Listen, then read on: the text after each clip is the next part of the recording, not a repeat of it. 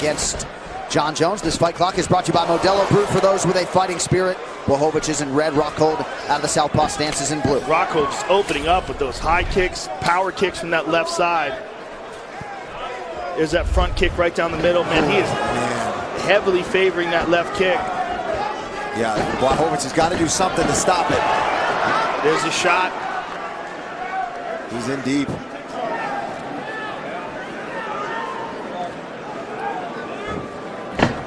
Got his hands locked. Błachowicz is a great grappler. And it's interesting that Luke chose to test his grappling ability, because that is Błachowicz's strength. I think Luke on the outside, using his striking, he should have an advantage, at least on paper. With that kick, that left kick of his is so destructive. And it's going to be interesting to see how many athletic commissions let him keep that wrap on his leg.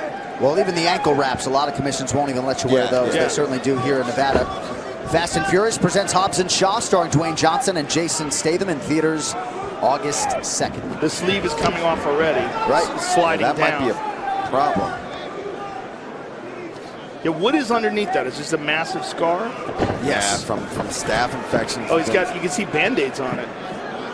It's taped from staph infection. He's down. Yeah, he's cleared now, but it's kept reoccurring, and he was having a lot of surgeries and cleaning it out. It was a really big problem for him. Luke's got to hold the neck. He's trying to drag him down. I'm really surprised that he's taking this tactic. I thought he would be fighting on the outside, throwing kicks. And Błachowicz doing a great job of staying on his feet so far, making Luke work. Yes. Rockhold did tell us he was not impressed with Błachowicz's cardiovascular system, so perhaps trying to tire him out here a little bit early. Nice elbow from Jan. Good elbow.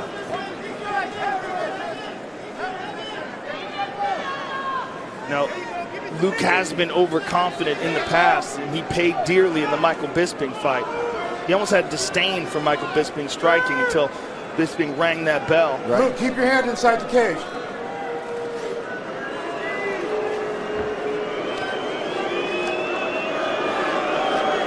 Błachowicz working the body here with his back up against the fence. We have crossed the midpoint of round one. Yeah, Luke really just pressing on him here. Yeah, I mean, he seems hell-bent to get him to the ground, which again is a curious decision. Yeah, because Błachowicz, fantastic. Oh! Nice elbow in tight there from Błachowicz. That was on the button, too. See, he's framing out, pushing away with that hand, and as Luke tries to close the distance, he just lets... Oh, nice left hand. He shakes his head, but it landed, Luke.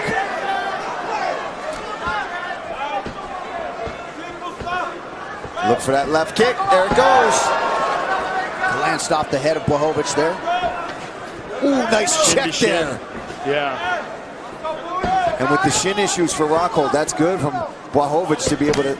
Nice job. He's going after it now. Yeah, Rockhold switched stances. And Błachowicz recognized that and attacked. Good front kick. And what that says to me for Luke is it's exactly that. If he's going front kick from his left leg to the body, he's looking to set up that question mark kick. It could also mean that he just doesn't want to hit that shin again. I mean, we don't know what he's feeling on that shin from all that surgeries and the staph infection. And also he's carrying a whole lot more muscle right now, Joe. We don't know how he's feeling at 205 pounds. This is his 205 debut in the UFC. Right. And he cut about 20 pounds, too, down from 225 or so. Yeah, he's a big boy in there right now. Oh, nice block there. Wonder how the forearms are feeling from Błachowicz, because he's eating a few of those right on that right arm. But so far, holding up. Nice check again there from Błachowicz. He's seeing these kicks come up more and more and sliding out of the way or blocking them very nicely. Ooh. Rockhold has loaded up on that high left kick a couple times. Nice right hand. He got tagged with that one. He's got his respect now. And he's whipping that left hand as well, just missed the chin. Rockhold keeping that guard low, paid for it there. Final 10 seconds of the round. Nice front kick there from Rockhold. Oh! He got hurt at the buzzer. He got his bell rang. Hit him in the back of the head with that kick.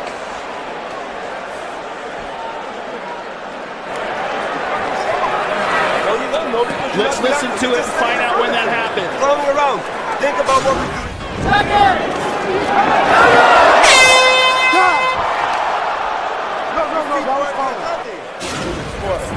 Yeah, it was after the bell.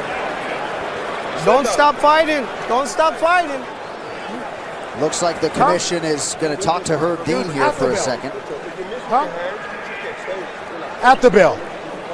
The kick was initiated at the bell, not after. Let's go. All right, Herb Dean ruling that it happened at the horn, not after. That it was initiated Right, before, prior. and then the horn rang, and he continued with it. We don't know how badly Luke was hurt with that, but it looked like he was dropped. Rocco presses forward. Oh, Rocco got tagged there, He did. though. He got tagged, now he's moving back. Rocco with a wry smile. Not much to smile about over the last couple of Nice minutes. inside kicks there from Blachowicz. Blachowicz with a small cut on the bridge of his nose, but he is a picture of focus here. Blachowicz doing a great job of attacking those legs. Like you said, John, when we talked to Blachowicz, he said he tends to keep his hands down. And Blachowicz, nice inside kick. Oh, man. He's chopping at those calves. He's got to watch blocking like that. It'll break his forearm. He's got to try to double on block those left kicks from Rockhold. They're too powerful. Rockhold thought about a takedown, closes the distance, takes a knee.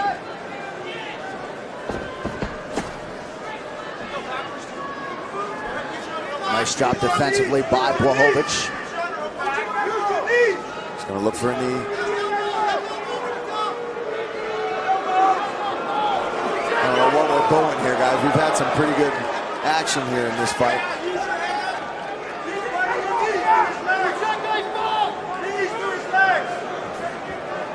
We've seen some nice elbows in this clinch position from Blachowicz. Taking his underhooks. Good job here. He's got double underhooks now. With so much time being spent. Huge left from Blachowicz! Rockhold down! Jan Blachowicz stops Luke Rockhold in his tracks! Wow!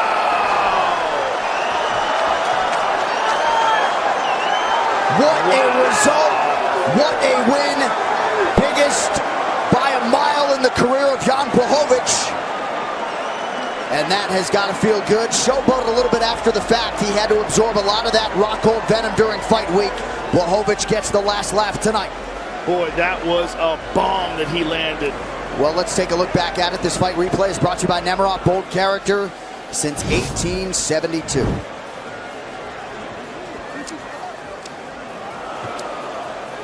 So this is the end of the first round.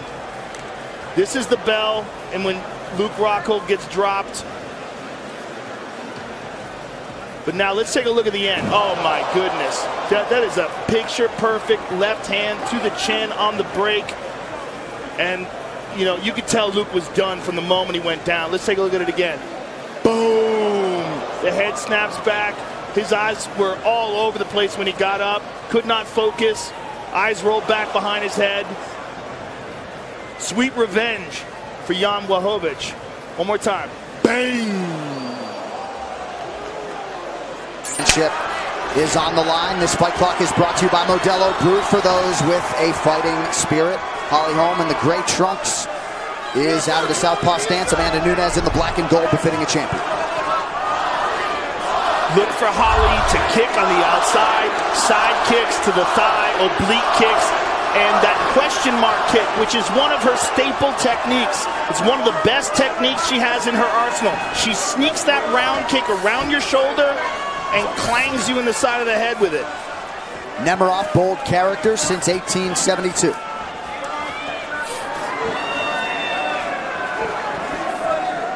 Nunes has certainly had some quick fights. She was extended to a 5th round by Raquel Pennington last May. And that has certainly got to be part of Holly Holm's approach tonight, to try to take Nunes into deep waters. Oh, tagged her as she was going for that inside leg kick. It's such a very dangerous kick to go for if you don't throw anything in front of it to get them to think about it. If you just go inside, you're so available for that counter. The footwork and the movement of Holly is one of the reasons why I think this fight is interesting. And there's that front leg side kick to the thigh. But that movement is gonna avoid those brawls in which Amanda Nunes excels. That's where she shines. She shines in those firefights. Nice inside leg kick there.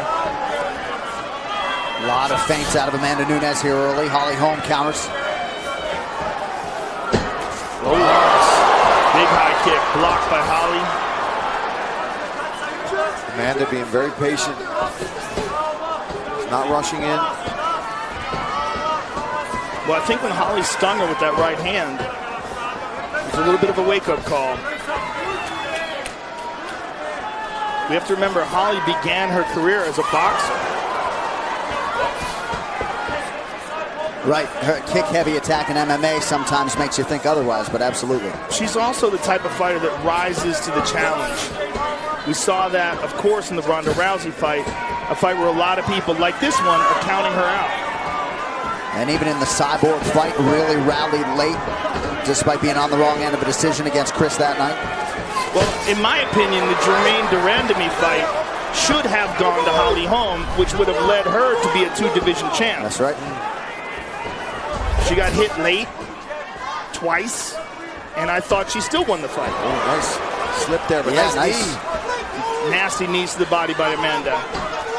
Looking for the trip. Oh, she gets it. Oh, right defended. Beautiful job. Good sign for Holly Holm as she gets right back to her feet. Just about 2 minutes here to go in round 1 of a possible 5.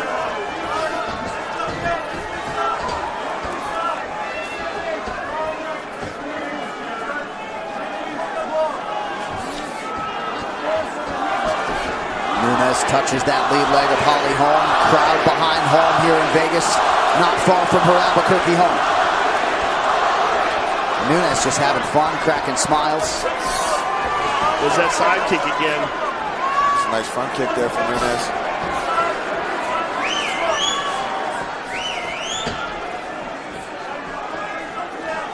Holly looking to see the reaction. Lifted that leg up like she was going to throw that round kick. Oh, she got stung with that right hand. There we go. That's what Nunes is looking for. Get inside of that kick and land those big, powerful punches. She stays on you. She doesn't ever back too far away. She stays right in range. She'll take a slide back, but she comes right back in. Nice body kick and a big right from Nunes. Oh, Nunes was... Oh! Huge head kick for Nunes! Amanda Nunes, the queen of the jungle! She did it with a high kick. Wow. Just too good. Man. Brilliant. Just too good. Amanda Nunes has now beaten every former UFC Women's Bantamweight champion. Man. What a legacy. She is unquestionably the best. Unquestionably. Any doubt was removed tonight. Woo. Nothing but respect between these two women, too. A lot of people wondered aloud if somehow Holly Holm could extend it. Look at Amanda Nunes, though. Wow. Let's take a look at it. Back at it. Fight replay brought to you by Nemerov, bold character since 1872. Here we go. Wham! Clean. And only the foot. Imagine if that was full shin. Oh, perfect. Follows it up beautifully. She caught her with that right foot in the air where she couldn't move correctly. All right, let's listen to that kick. Brilliant.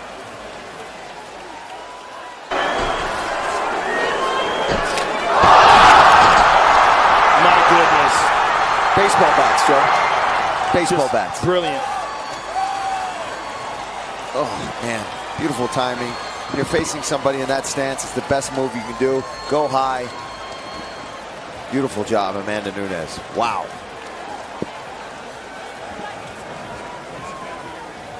And there's the celebration. Conan Silvera, Ketel Kubis, Nina Ansaroff. Here's your 360 angle, Paul. Let's take a look. She just perfectly chambers that kick. Look at that kick. That is a beautiful, perfect right high kick facing a southpaw. Amanda Nunes set that up, chambered that knee up. She didn't telegraph it. Fast and accurate. Beautiful job. You ready to fight? Ready. Let's do it. And we are underway. Tonight's main event fight clock is brought to you by Modelo, brewed for those with a fighting spirit. Maheta is in white out of the southpaw stance, as is John Jones wearing the black and gold befitting a champion.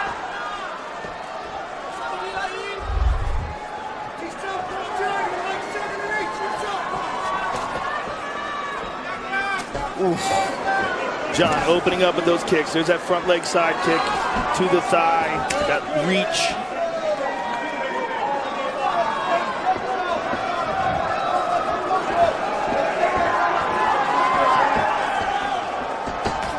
Oh, we heard him with that. Santos, yeah, he's attacked both legs early on here. Those are some very small calves. No offense to John. No offense. But with that frame, that's a smart strategy there for Santos to attack the lower legs of John Jones. For sure. And Jones brought that up with us on Thursday. He was wise to it. He says, a lot of people have tried to take out my skinny legs. None have been able to do so yet. That was a nasty leg kick by John. Yeah, he's doing a good job of coming back with his own. Fast and Furious presents Hobbs & Shaw, starring Dwayne Johnson and Jason Statham, in theaters August 2nd. Another nice inside leg kick from Maheta about 90 seconds into this one. Very interesting so far. Thiago moving nicely. Yeah. Looks relaxed in there.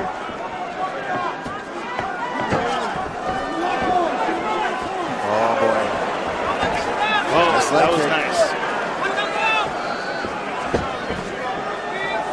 He's leaving himself open when he throws these kicks. He drops his hands. And John, believe me, is reading that. Jones catches the leg. Big tap. Oh, Nice job the there. spinning elbow, unable to land. Good job from Santos to stay on his feet. Another And calf again, kick. chopping at that leg. Those are devastating. It's almost immediate, Joe. You feel them immediate. John's got a good poker face, but those things will completely obliterate your ability to move. He just had a little bit of a hobble Yeah, right there. I saw that. He switched stances.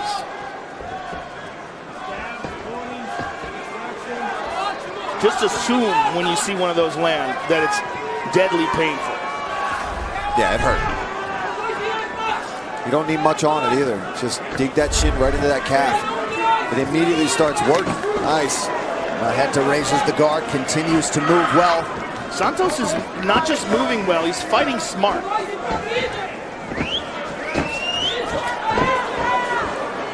Nice, but There another it is calf again. kick. Man, And like you said, John not even showing it on his face, but the little teeny steps, all it takes is a little hobble for your opponent to see in switching stances. even if he doesn't see. Maheta with a left hand. Come on, John. We saw Daniel Cormier knock John Jones's mouthpiece out early on in one of their two fights. On time. Back underway, less than 2 minutes here to go, round one.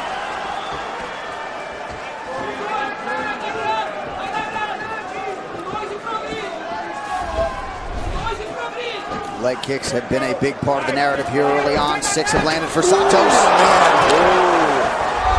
That's one of the dangers. The dangers of that oblique kick, right, Joe? Yes. If it slips off to the side, you're right immediately in punching range of your opponent. And you're in a weird stance. You're not in an effective stance to fire back. You have to adjust. Oh, see that is where everything is dangerous with Thiago. In these exchanges, that's where you can turn the lights out, and he knows it.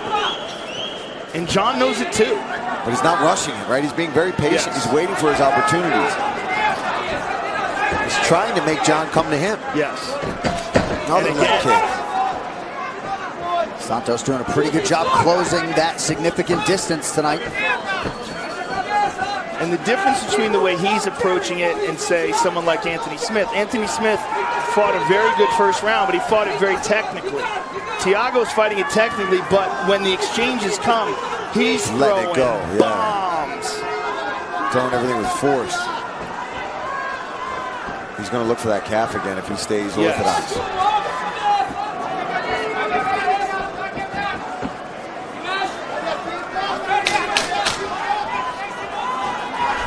Final 10 seconds of the round. And a big first round for Thiago Santos. A late land there by Johnny Bones. We'll see if he can keep it going here in round 2. And again, John resumes the orthodox stance, which should indicate that he's having some problems with those kicks. Oh, Thiago hurt himself. He hurt himself. Oh! Santos with a couple left hands forces Jones to retreat. Now he's got to go for broke if he's hurt. Good body kick. He may have recovered. Sometimes it's just initial pain. Yeah, he's still throwing, you're right. He seems okay. Oh, that would be so disappointing, wouldn't it? Yes.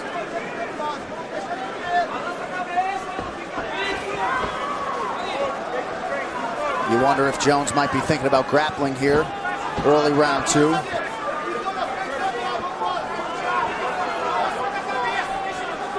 Santos feinting a lot, absorbs that inside leg kick.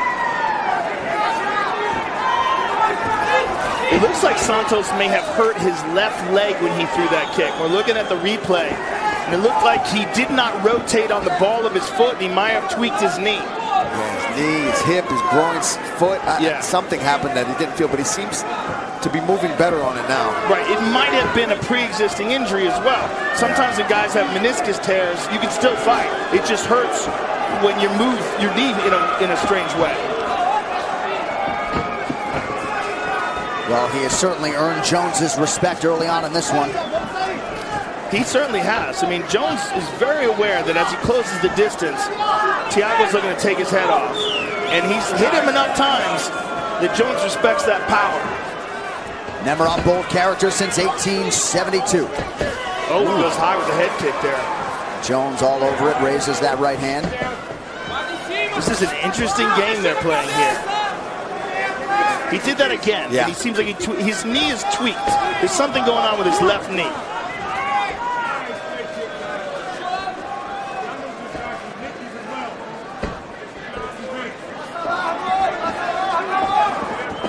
Oh, nice jab. John's finding more of his distance here. Yep. Nice body kick from Santos. Jones backs up to avoid further damage.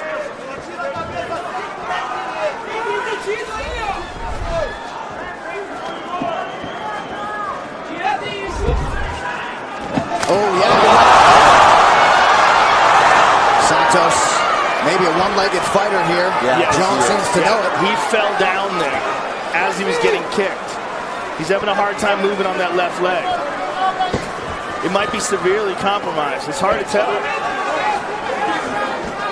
We'll see if he chooses to throw it again or not. Now Jones attacks that right leg.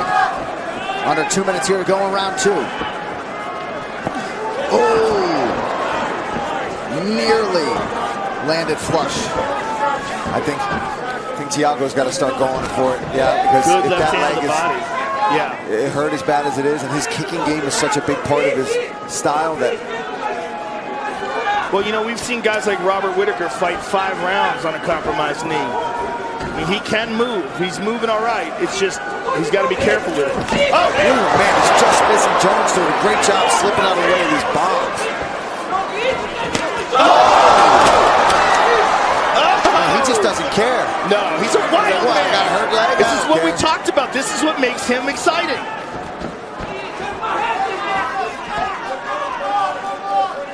Already putting up a much better fight than John Jones' last 2 opponents, that's for sure. Right? Not just that, looks calm.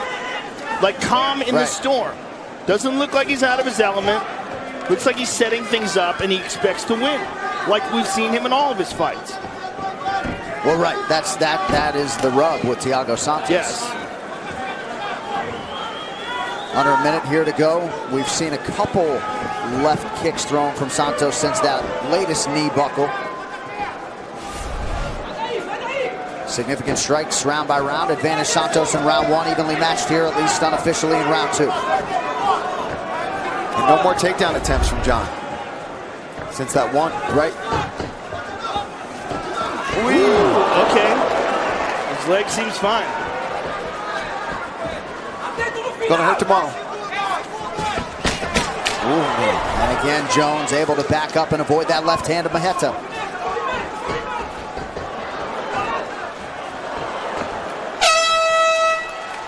Is brought to you by P3, the official protein snack of the UFC. He's moving so well, if that's a tear, but that did not look good in that slow-mo version of that knee. I saw something moved in there. Something moved, but you know, it doesn't necessarily mean there's a tear, but he definitely looked like he was hurting. But he's playing it off and he's moving fine.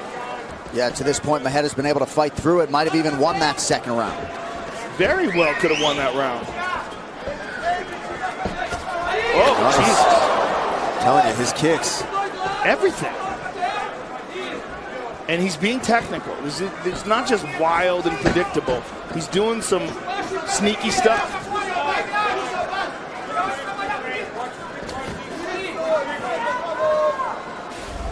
I'd like to see him get back to those leg kicks. He was having some really good success with the first round. And he forced John to switch stances.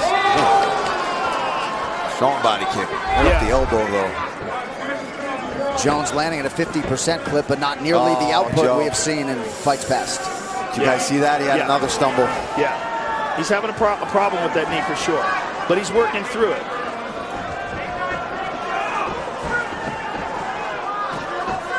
Moving pretty well, given the circumstances. Man, Jones has a chin. Didn't seem all that fazed by any of those 3 strikes that landed. Oh, man! Sat him down.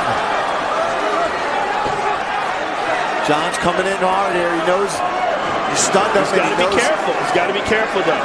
He might not be stung. He might be wobbling because of that knee. Big knee from Jones. And he gets right back to his feet, promptly lands a knee to the body.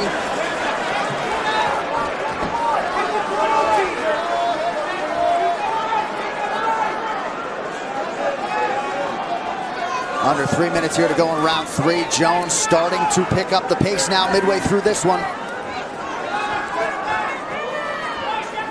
Yeah, he's starting to open up, flying knees. Looking for those elbows. I'm surprised he hasn't tried some more, closing the distance, but that's a dangerous proposition with Thiago Santos in there. I wonder if John's corner recognized the fact that his knee is bad. He hobbled on it again.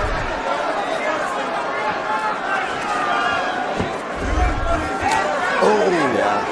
Jones with authority now to that right leg of Santos. Forces a brief stance switch, but he can't keep that left leg exposed. Well, he's been standing southpaw anyway.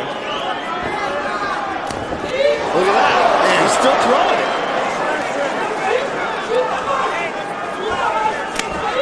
Still extremely dangerous. That's so insane that he's throwing that left leg as hard as he can. Gets back up. And he covers up well. Great job by Jones there defensively. You see a pretty nasty cut on the hairline of Santos. Some John Jones elbows. Nice spinning back kick. And you see John just dig that heel right into that rib area.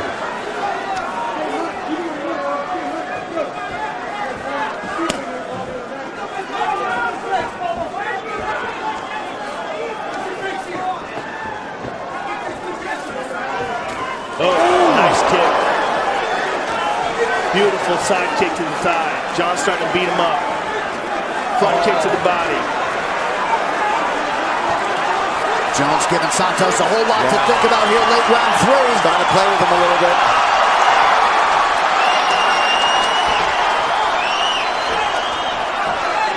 Right back to that lead leg goes Johnny Bones. 1 minute now to go in the round.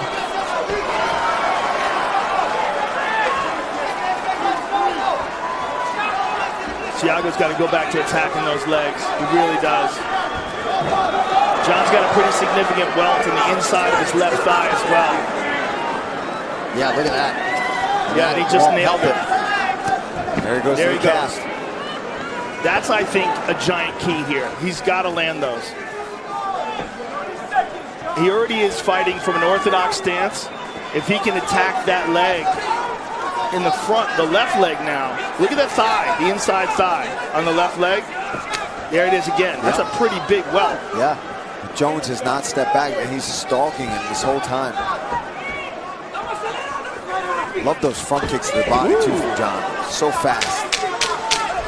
His ability to fight through adversity. And Payne, second to none, just missed on the spinning elbow. Pretty big third round for the champion. Jones working the inside of that left leg a little bit. Championship rounds, my man. You know, I was just thinking maybe they're just not translating it in the corner about his knee. Or maybe they're, like you said, Joe, it's so pre-existing. They know. They know it's there.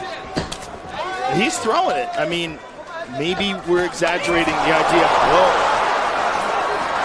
Oh, my goodness. He's going for it. Nice job defensively once again by Jones. That guy is so dangerous.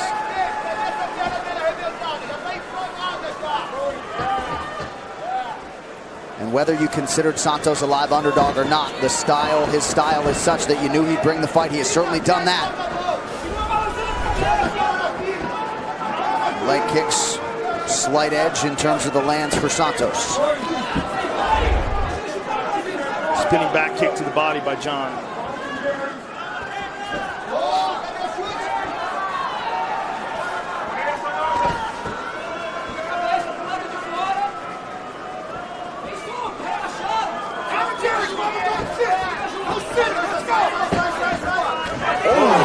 Wheel kick. Amazing how close he came to landing that.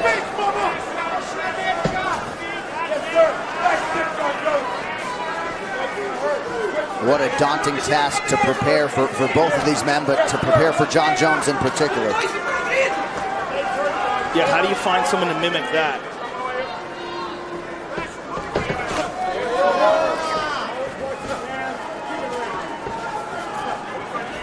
Thiago's waiting on John, and you can't do that. And this may be because of his problem with movement. Oh. Yeah, see, there it is. He's having a real problem with that leg. He still throws it. Wild man. And it's like John Jones has that right hand glued to his face defensively. Every time you think maybe Santos might land, John's guard is up. Yep.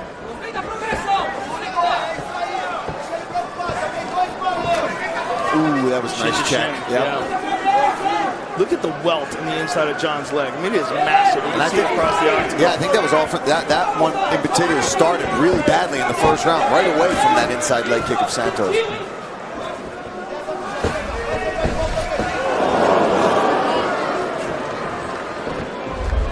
Man, it's crazy that every now and then it'll just buckle, completely buckle on him, that left leg. Yep. Beautiful leg kick.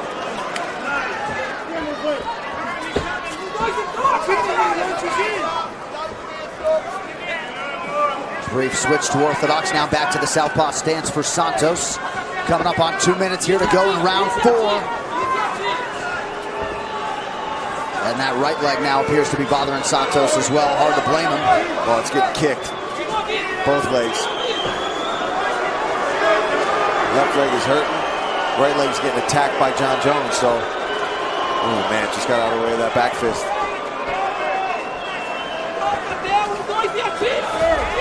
See, that prevents him from exploding in with these punches. John just checking that with the oblique kick, keeping him at bay so well with it. 90 seconds in the round. Santos moving gingerly. Surprised when he's in that southpaw stance that we don't see John try to attack that side with a right kick. He's so sneaky with his kicks. Look how low the hands are too. If he could just feint low, come right up, boom.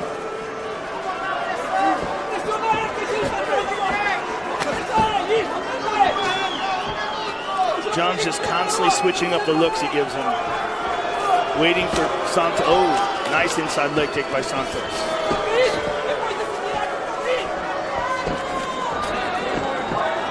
Nice land of the body by Jones.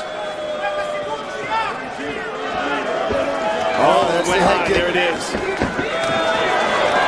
And a Superman punch from John Jones. Santos backs away. Every time he takes that center step, every time, brother. Nice body kick. Oh my goodness. That's hard to watch, man. Yeah.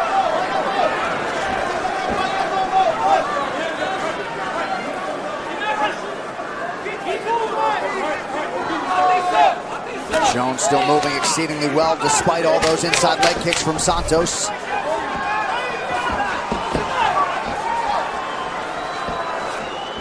Well, Santos may need a wheelchair after this fight, but he is very much in it through 20 minutes. Fifth and final round for the UFC light heavyweight title. John Jones, Thiago Marreta Santos.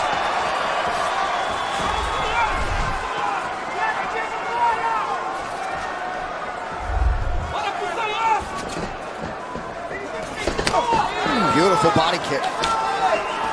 On a torn ACL. Well, it could be entirely torn before he got here. Many guys fight with torn ACLs. He stunned them there. Yeah, that's... You can't count this guy out till the bell is finally rung, because he's still throwing big power, even on a clearly damaged knee. Little foot stomp there from Jones for good measure. Bone-on-bone collision. There it is again, an inside leg kick. Thiago knows this is his last round, his last chance. He's going for it.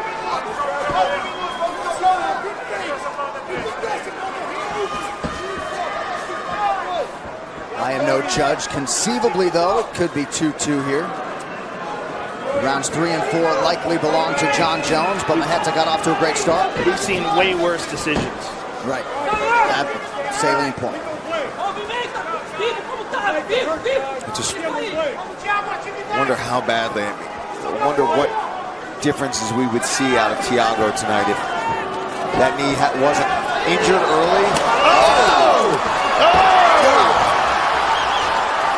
My goodness. And John absorbs it like a sponge. Good body kick. Yeah, he faked him up top and went to the body there. That was a very good body kick.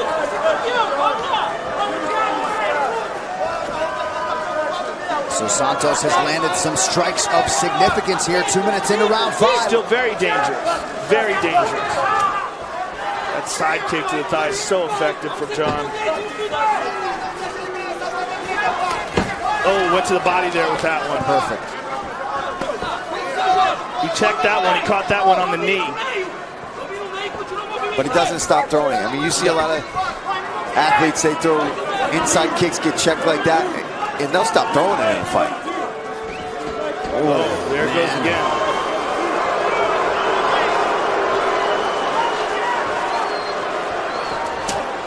Still throwing kicks. Amazing, but this is about as bad as it has been for Santos. Pain starting to kick in. It's an instability issue, John. I don't even think he's recognizing it as pain. No, yeah, it's just, it gives out. Yeah, it just buckles. It's why it's better off throwing the left kick, because he doesn't have to pivot off the knee. Yeah. It's when he's throwing the right kick that it really becomes an issue, or when he's moving side to side and has to adjust on the fly.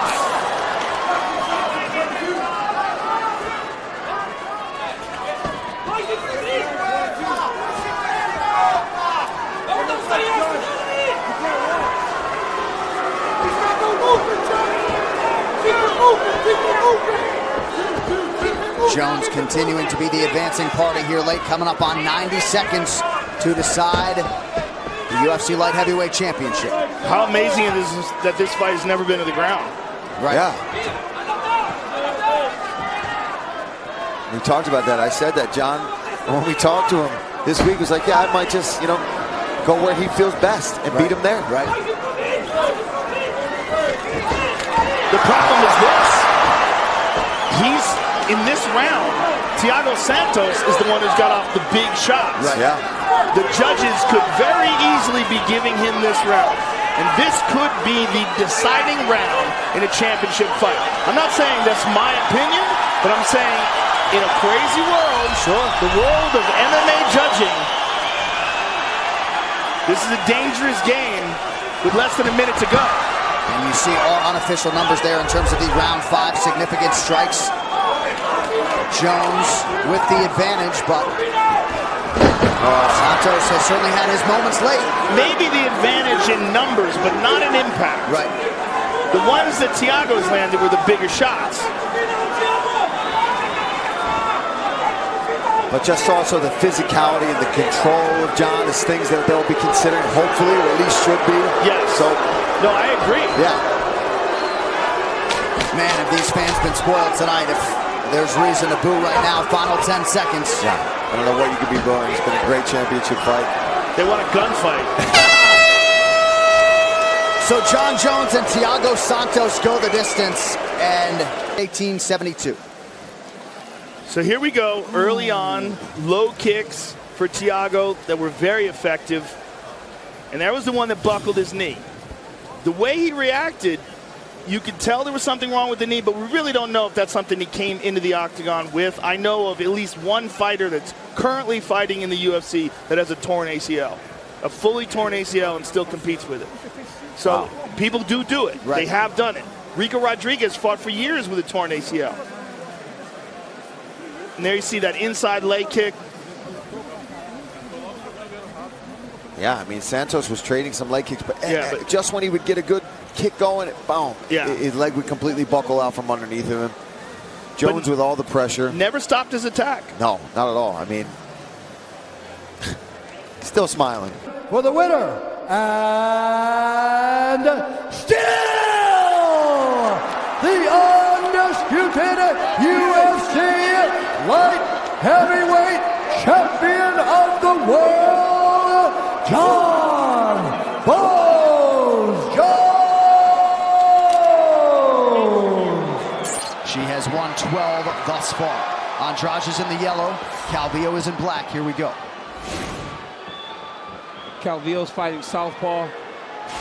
Try to change the look that Andrade sees. Make it a little more difficult for Andrade to pursue her and set trap for her.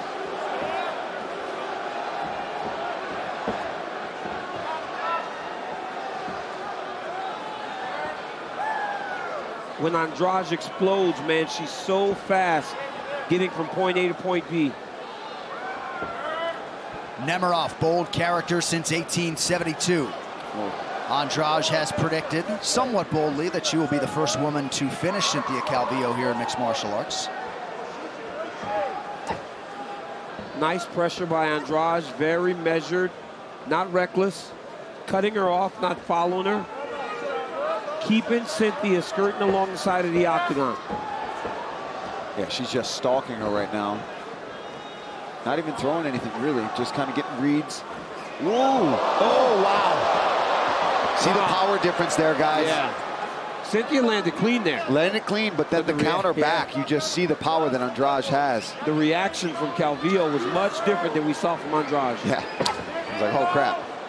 Inside leg kick for Calvillo after Andrade had landed to the outside of Cynthia's lead leg. And Daniel, now she's going orthodox, switching it up again here.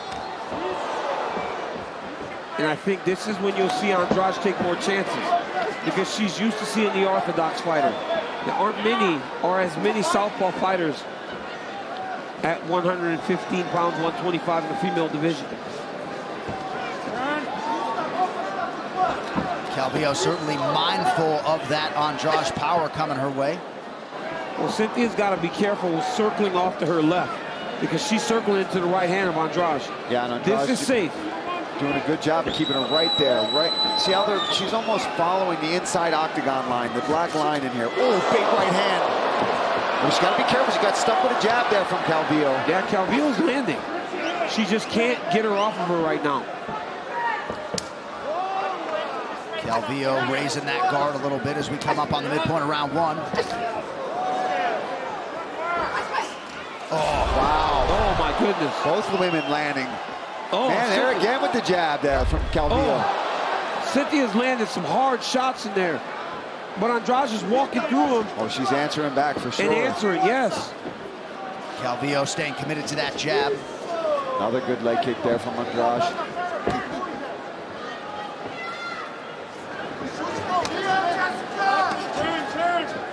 She's got to be careful. You see, Andrade drops her hands when she throws big power. Yeah, she does.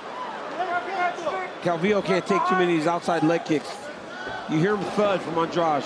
Yeah, she's taking the punches decently well, but you're right, DC. That you can't take. You cannot allow your opponent to hit you with that many leg kicks. Swarms her. And again, Calvillo ends up okay on the other side of it. Yeah. Calvillo, sorry, John. No, you're good. I thought like 2 or 3 of those left hands landed, not a ton behind. Calvillo does a good job of just getting her hands in the way.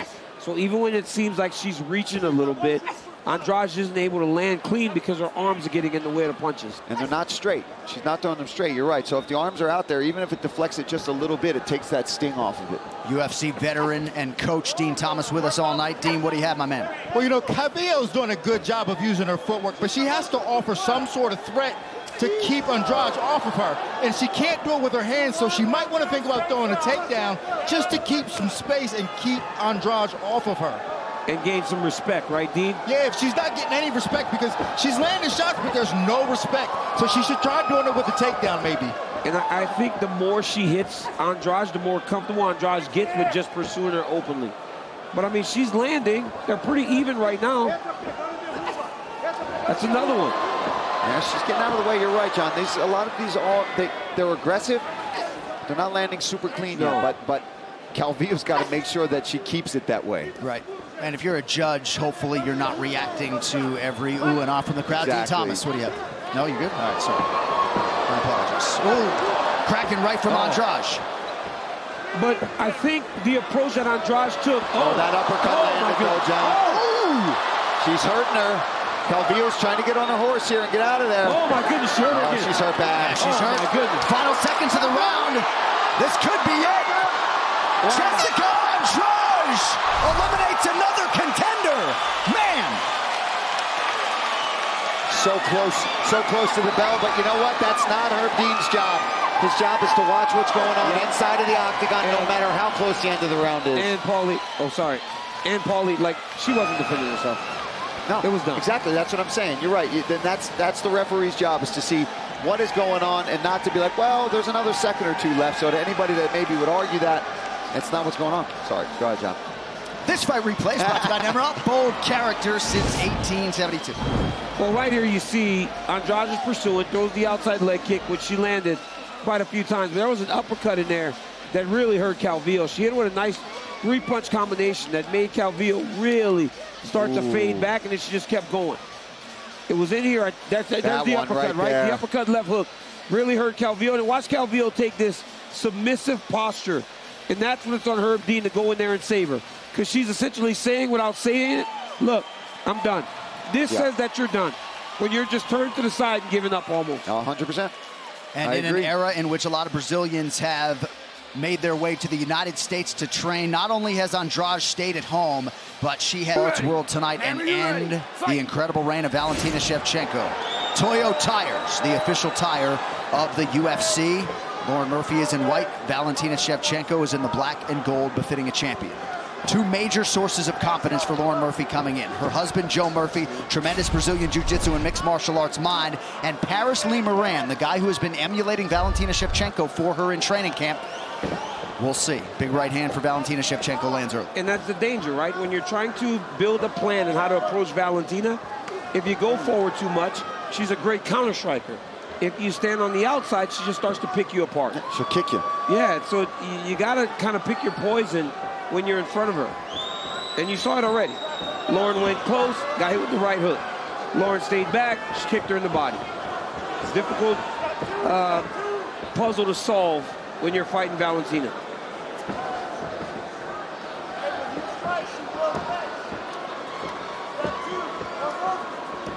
Shevchenko measured early. Ooh. Fairly fast with that left hand. Murphy a little bit jerky defensively. Certainly has a healthy respect for the power coming back her way. And Valentina's throwing with a lot more intent than she normally does early. She may think that she can hit Lauren, because at times Lauren is there to be hit. But to this point, Lauren has evaded the big strikes coming her way. And it will be interesting to see how they match up in terms of physical strength if we get clinch situations. Here we go. Worked out well for the champion. Caught the kick. Murphy did, but got hit with a right hand right off the bat. But honestly, that scares me, right? Because when you start reaching for kicks down low, she switches it up and goes up high, as we saw against Jessica Eye. Jennifer Maia was able to extend Shevchenko 25 minutes in her previous title defense prior to the Andrade fight. That was late 2020. And she might have, and Maia won a round. And we celebrated that so much that she went and showed us that that's not a weakness and fought Andrade in that way. Right. So Lauren Murphy, early in this fight, has to get some respect if she wants a chance against Valentina. That one right hand that landed on Murphy, you already see the swelling and the redness. Oh, yeah. In that left eye. Murphy has yet to land. Now she has 1 for 12. They gave her credit for that last offering.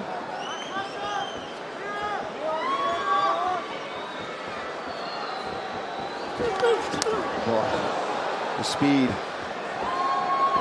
And when I was watching the fight, I thought that would be one of the bigger advantages that the champ had, was she's so fast compared to Lauren. Now, Lauren's as tough and durable as they come, but she isn't a quick fighter. I love that combination, the way she finishes with that leg kick from the lead side. She's thrown it 3 or 4 times already. She throws that big overhand left, knowing that you're going to avoid her. And when you go back, she throws the kick. Another right hand landed. That eye's starting to close. Yeah, I was going to say, Murphy dealing with some stuff in and around that left eye. Oh, big right hook there by the champ. Murphy staying composed. They're telling Lauren to circle into the left hand or the right hand, but that's what she's getting hit with. Yeah, that's the biggest shot that she's landing right now. And Valentina does such a good job of finishing her combos with that kick. So even if you think you're getting out of the range of these punches, right there again, she lands that leg kick. Well, missed a little bit there, but the intent was there. Crypto.com offers the world's most popular crypto card. Spend with the Crypto.com Visa card and get up to 8% back. I don't like how gunshot she has Lauren Murphy already. Lauren's trying to think her way into the engagements. That is bad. Ooh. You can't think your way into the engagement with someone like Shevchenko. Yeah, Shevchenko's gaining more and more confidence every time she lands one of her strikes. She is throwing with some intent tonight.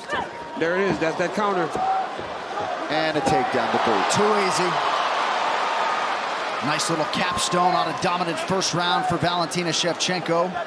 And that's great, right? You go into round 2, Murphy survives it, no problem, but you got outstruck, outclassed on the feet, and then just to rub it in, she body lock, takes down, and gets on top.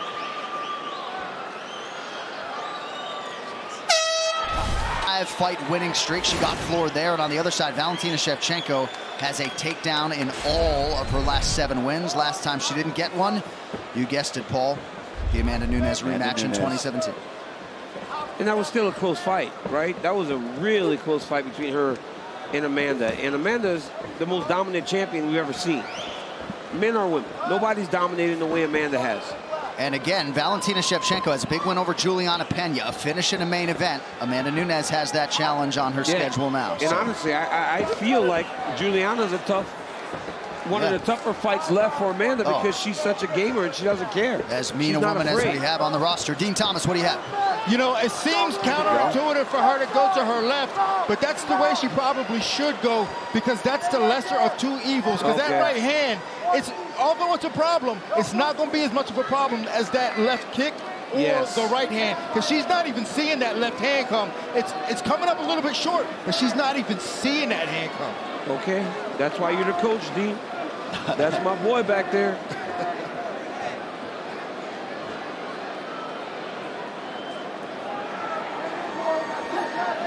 See if Murphy can make something of this. She's got her pressed up against the fence on a single leg. Try to get that takedown. We saw Jennifer Maia. Once she got her to the ground, she was able to control her, but Valentina lip knee out of that. 90 seconds gone by round 2. You take your knee over the lock, and then you point it towards the mat, and then your foot follows it. Murphy pays nearly every time she tries to engage. Unofficially, she's 4 of 30 on her significant strike attempts. And from day one, we saw how great a counter striker Valentina was. Lauren's got to get to the clinch and really just close the distance, make the engagements chest to chest.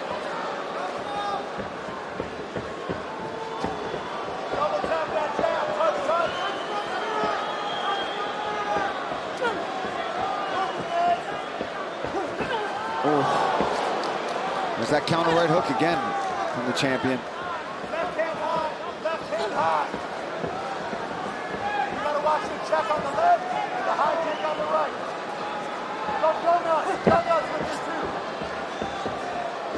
Shevchenko seeing things well defensively. Murphy having a hard time mustering anything that resembles effective offense here.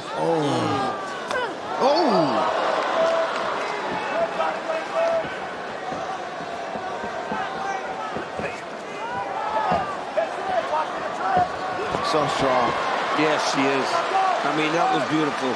She got to the body lock, stepped inside with the right leg as she torqued her off to that side, rotated her down to the ground, and finds herself back in top position.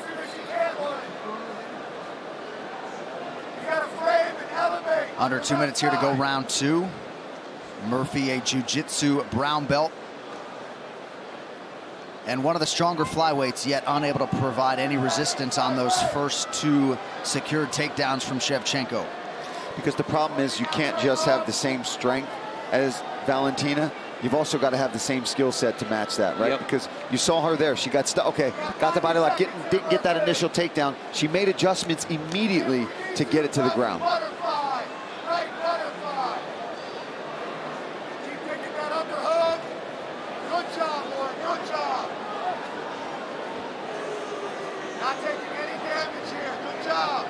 Seems like Joe Murphy trying to lean into the positives that Lauren is not taking major damage here. Well, yeah, that is a good thing, right? When there's not much good, you point to that and you tell your fighter things that are going in her direction. But the reality is she's flat on her back. You could never get up when your back is that flat. You've got to start getting to a hip, building to a side. It's the shoulder pressure of Shevchenko. Look at how Lauren Murphy's look how she's looking over to the right. Valentina's almost like baiting her to go in the direction of her head, then she'll take her back.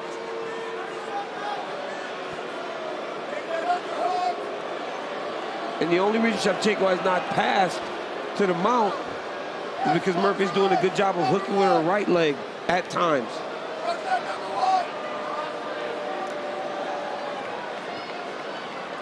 She got to her hip, tried to go deep half guard, but Valentina blocked that, killed it immediately.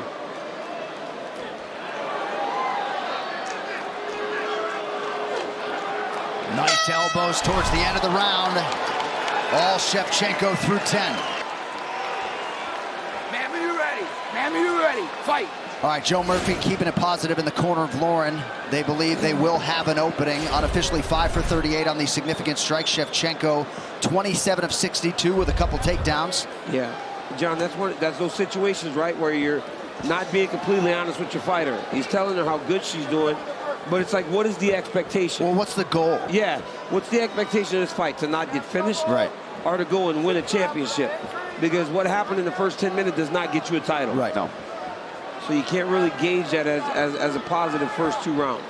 And that's sometimes why you hear us say when you have a minus 1,500 favorite, we talk about the underdog maybe taking a few chances, bordering on that recklessness just to try to sort of, you know, bridge that gap. But that means that they're trying to win. You know, right now, Lauren Murphy, she wants to win the fight, but she hasn't made the sacrifices or commitments to anything that's going to give her a true chance.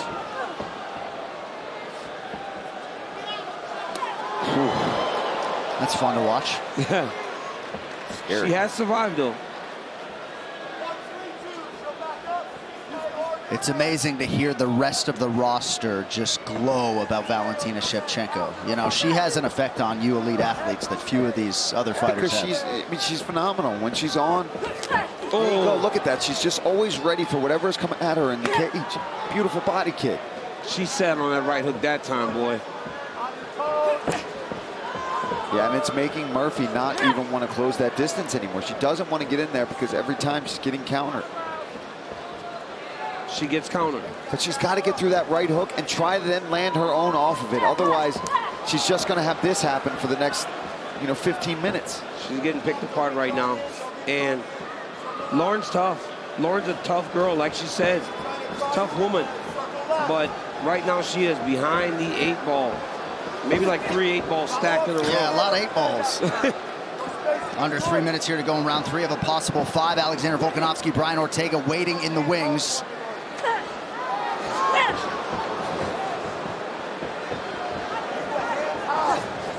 Valentina Shevchenko turned pro in 2003. We talk a lot about her head coach, Pavel Fedotov. He was mixing the martial arts way before it was cool.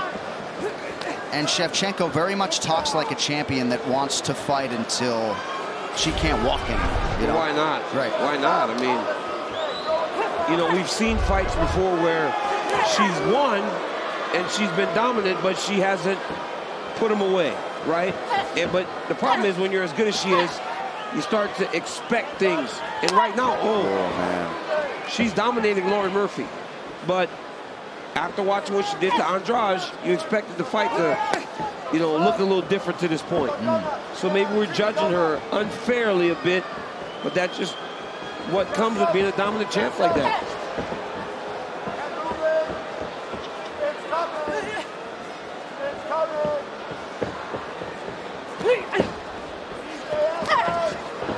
Gave her a Superman right back. punch. Yeah. Right back. We watched a title fight very recently where I said, this is the greatest single performance I've seen in a challenger. And I can't remember who it was, but somebody just beat the crap out of the champion the entire 25 minutes. And that's what you got to do, Paul. When you're going in there as a challenger, you got to go take it from the champ because you got to put, it was Moreno, right? It was Moreno, the way he beat Davis. Well, he finished him, didn't he? Yeah, but it's like, oh yeah, he finished him. But he beat him up the whole time. And it's a matter of going after the champion and putting doubt. Because if you don't put doubt in the champion's mind, they're going to just continue to do what they do, and that's win. Because winners win. And Valentina is not doing anything surprising. She's doing her bread and butter move. She's throwing that, right jab, left hand, kick, couple body kicks, couple takedowns when she needs them.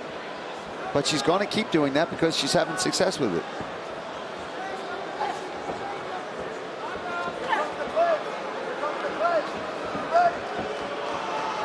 Final 30 seconds of this third round. We'll see if Shevchenko goes for a late takedown as she did in rounds 1 and 2. Body kick is there.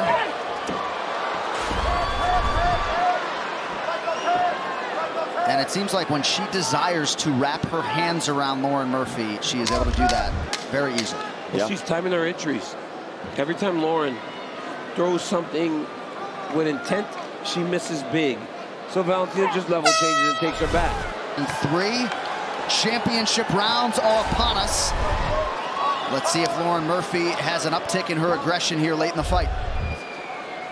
I don't like it, Paulie. I don't like the direction coming out of the corner of Lauren Murphy. You see that a lot in boxing where the guys, they coach their sons and they aren't willing to tell them what's really happening. Yeah. And I feel like that's what's happening in the Murphy corner right now. They're doing her a disservice, not being honest with her. Yeah, to say you're doing good in the clinch, you're not. Getting taken down. And she didn't carry herself this week as someone who was just happy to be here. So no, she did not.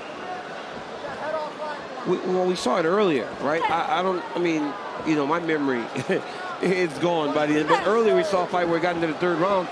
Oh, it was the kid that fought against Dan Hooker. It was Nasrat. Faraz told him, hey, you got to finish him. Was that a slip? I believe so. Well, and even earlier on, Cody Brundage. Yeah. Against Nick Maximo, right? Maximo. Hey, you got to finish.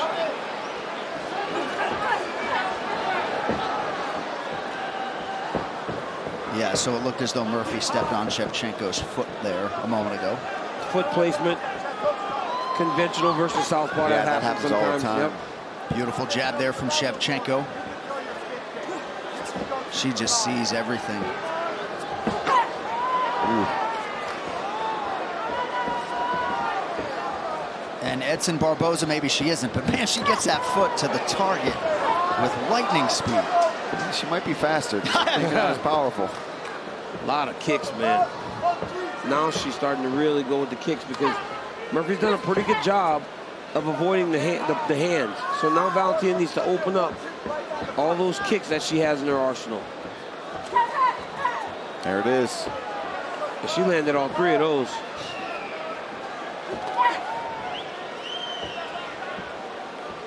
And therein lies the problem, right? Lauren decided to go in mid-attack. She had to pause because she knew the counter was coming. And then she took the shot and never truly committed to what she was going to do. Shevchenko has been inches away from a potential fight ender upstairs over the last 2 rounds. Yeah, she's throwing those front kicks up the middle with bad intent and that left head kick coming around the side. Well, and you heard Joe Murphy say to Lauren, she ate a right hand there. Kick. Murphy on the ropes. Big left hand. Could be the beginning of the end here. The check right hook got her. Eventually it got her, Paul. I think the champ's got to just get some separation here. The check right hook got her, man. She kept going in that direction and she took it right on the chin. Huge ground strikes. Valentina's starting to unleash here. She knows how bad she's hurt. She's got to just stay busy here. But Lauren's doing a good job of collecting her right wrist. It's saving her. She should have just stood up, Paul, like you said. I agree. I think if she just made her get back up, it would have been over.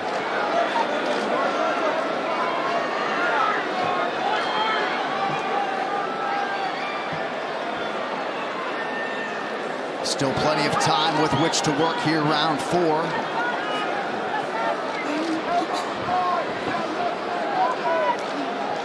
I think Shevchenko should try to switch to mount and really start hammering down with these shots. Now she's starting to really let these elbows go. You see the face of Murphy. You see not happy. Murphy. She does not like those. Big elbows. That'll do it. And still the undisputed best in the world. Get her another ruby for the belt. Wow.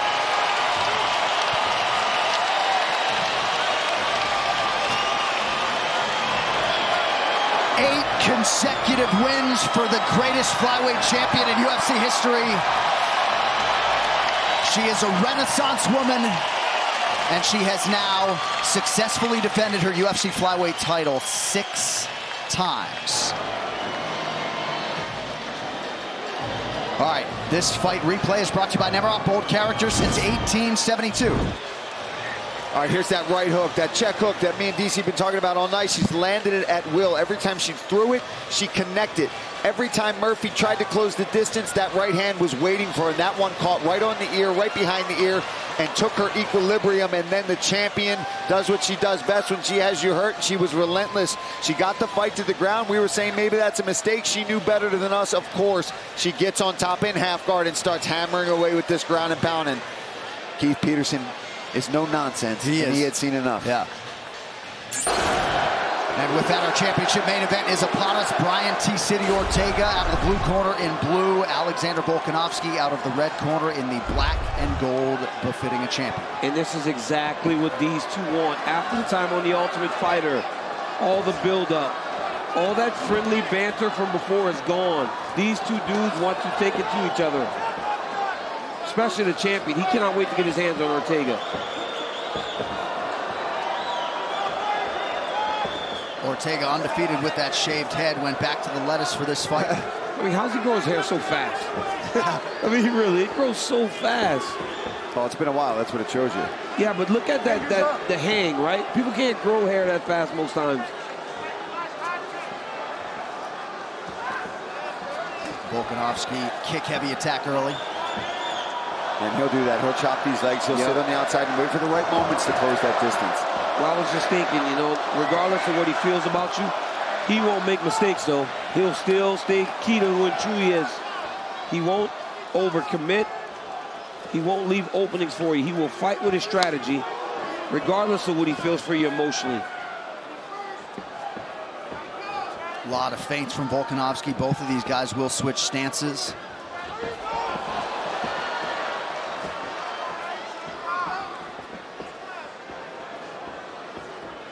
And this is what Volkanovski wants. You see how he's got now? He's got T-City backing up against the fence on the outskirts of this octagon. That's what he wants. Both guys landed good jabs there. Ortega's doing a good job of checking these leg kicks. Ooh. Big right hand there from Volkanovski. And a nice quick counter from Ortega.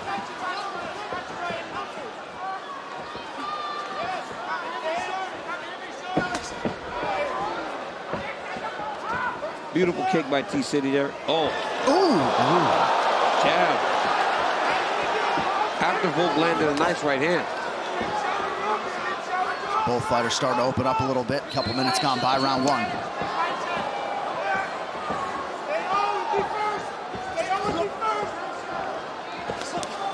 Look at that read. You see how Volkanovski wanted to counter right hand, but it wasn't there anymore, and pulled it right back to stay safe and not put himself out there. That right hand cut Ortega over his left eye. Ooh, yeah. Nice stick there by Volkanovski. There's another right hand over the top. See, and that one was there, John, because he had him rushing in. He had Ortega trying to close the distance. T-City just out of range with that jab.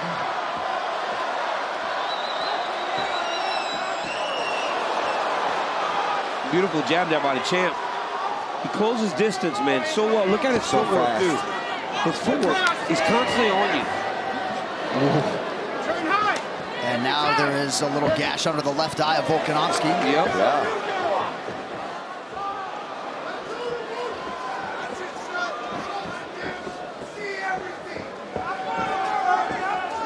And that gash is leaking, so cut men on both sides have some work to do if we get to the stools.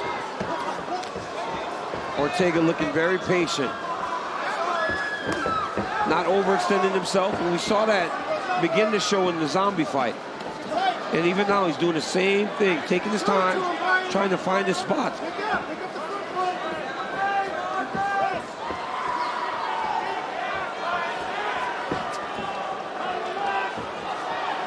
So many feints out of Volkanovski throughout the fight. Israel Adesanya's talked a lot about how city kickboxing has sort of revolutionized the feint game in MMA. Under a minute to go. Well, you see him freezing guys by just feinting at him. Good slip and counter right there from the champ.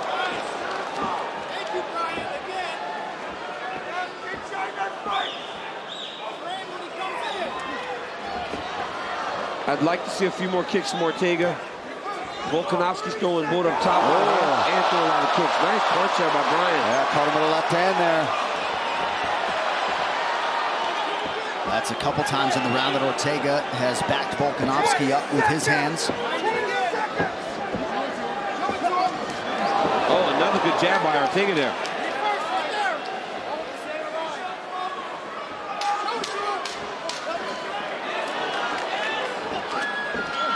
Oh, left hand again from Ortega as he caught that kick.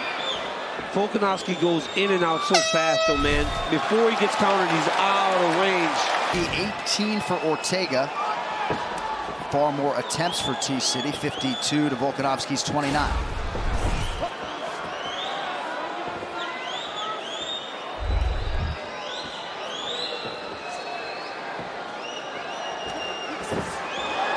Oh, nice combination there by Brian. Yeah, I think Volkanovski's got to be careful going to these kicks to the body. You see Ortega doing a really good job of catching them and countering. Because Ortega's so much taller, when Volkanovski throws that kick, he cannot reach with his hands, but Ortega can. So he's landing whenever Volkanovski tries to throw that blind body kick.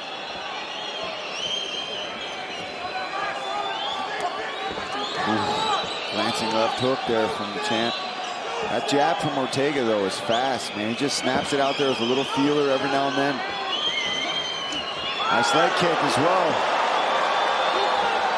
Yeah, that had some impact behind it.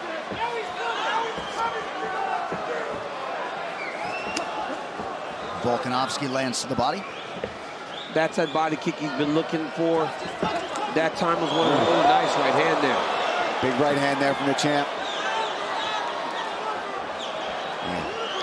T-City's jab has been accurate. Yeah, that's been his best weapon so far.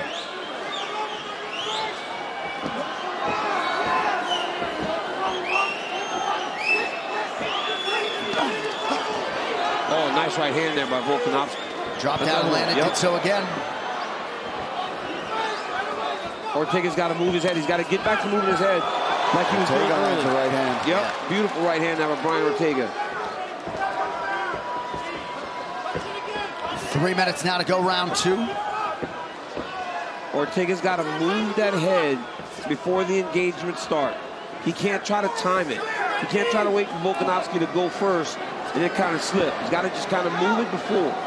He was doing that early. There it is. Just those little small movements are enough to not give him a target. Volkanovski, yes. Oh!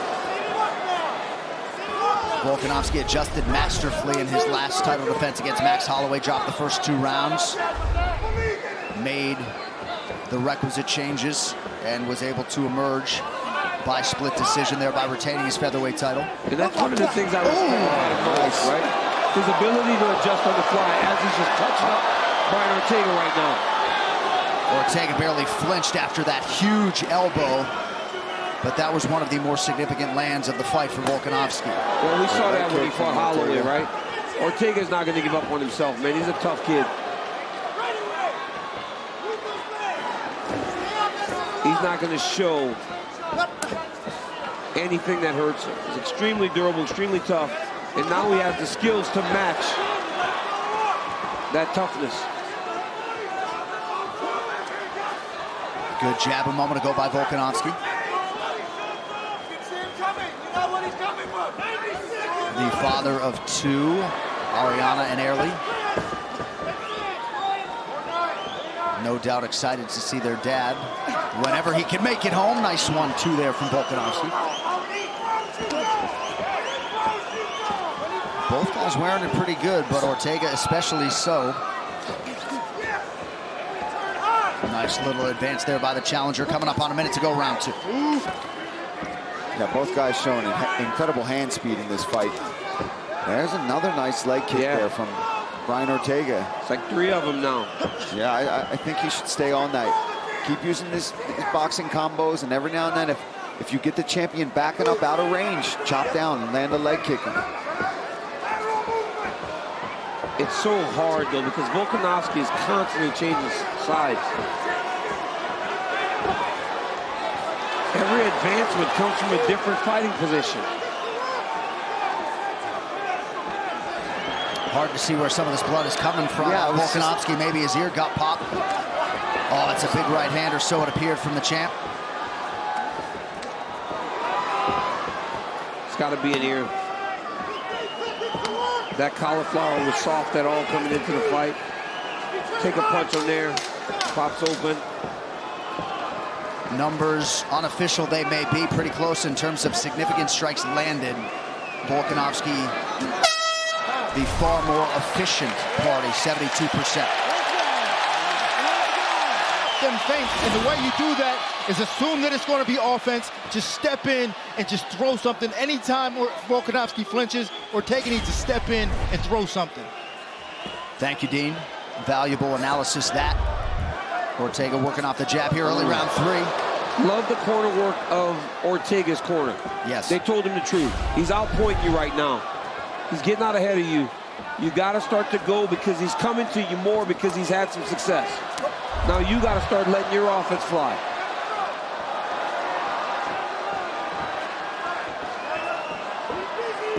Volkanovski told us that against the Korean Zombie, Brian Ortega looked like a world beater because the Zombie's so flat-footed.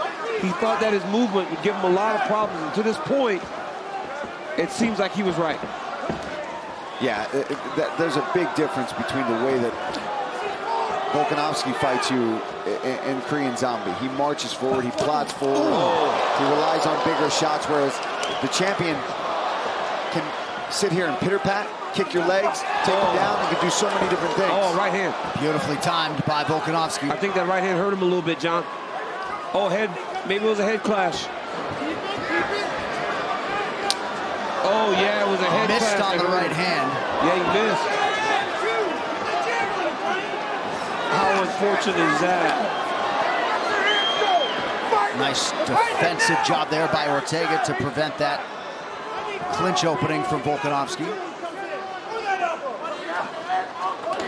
Oh, There, nice uppercut left hook by Ortega. oh, good jab there from the champ. And it looks like the head clash caused the bloody nose now, right? So now it's hard to breathe through the nose, Felder. Yeah, that sucks, man. Just unnecessary damage from an accidental clash of heads.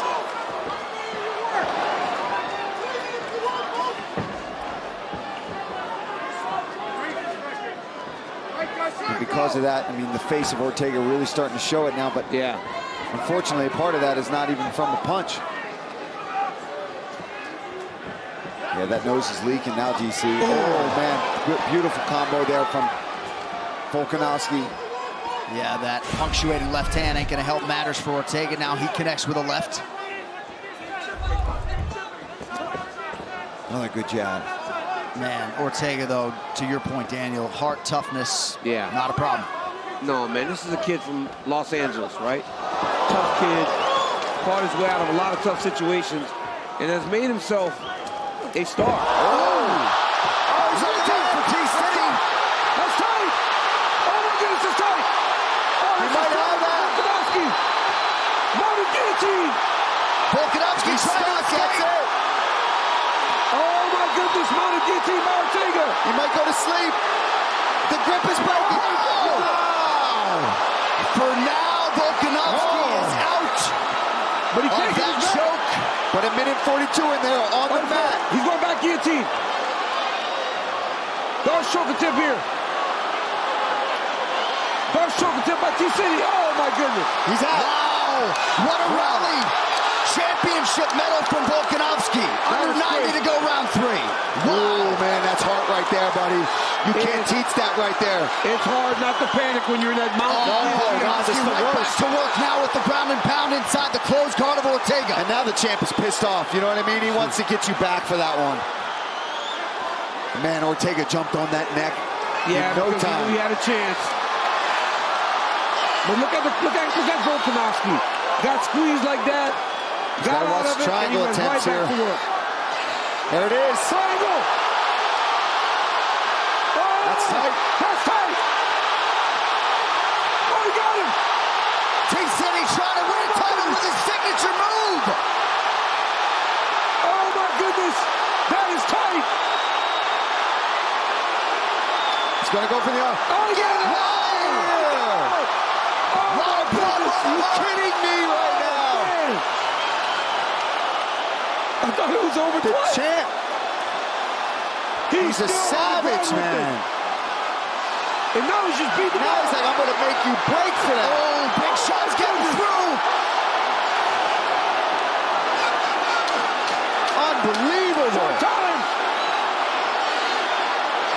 Oh, huge ground strikes from Volkanovski. One of the best title rounds you will see. Wow. Whoa! He's able to pass that test from the ringside position. Championship rounds are upon us.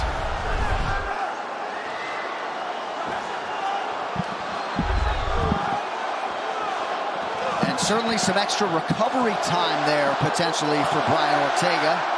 He needed it.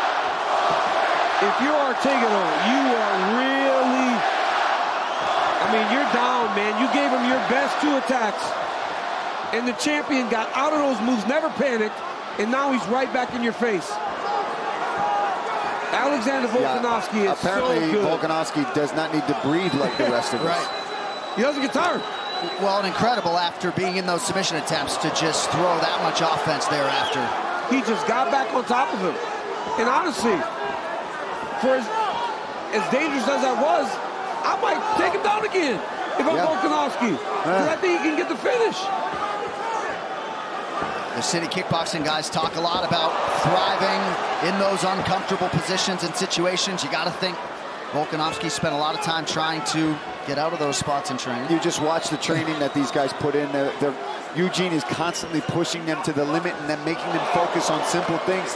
And that's what you need to get drilled into you in this combat situation. You've got to be able to perform under stress, panic, and fatigue. And we just saw the champion do that. Oh, he's going to try. Great takedown defense right now by the champ. He's got to lift the underhook. Oh, it's like he's up guillotine again. The champ immediately starts to fight the hands. Oh, this is tight. Oh, man. He's fighting the hands. Nice. He's okay, yeah. He's okay. Can't grab the toes. Got to watch the toes. Volkanovski is okay. This will be Brian Ortega's last best chance here, because he's going to put all of himself into the submission. There it is, DC. That was his last best chance. And if you're Volkanovski, any thought to just getting up? No, not right here. I think this is perfect. Half guard up against the fence. He just gave another big effort. He's going to be exhausted. We saw the ground and pound from the champion in that last round. This is actually, like DC said, ideal, he didn't have to take him to the ground. Ortega did it for him. Because Brian threw his shot, right? Yeah. He threw his full court shot. He threw his Hail Mary with that guillotine. And hats off to T-City for trying it, right? Because some fighters just accept what's happening. But right now he finds himself in the worst position because this dude, Alexander Volkanovski, is a savage. You know, with this performance, too, I mean, I know they're still around after this if it doesn't get finished.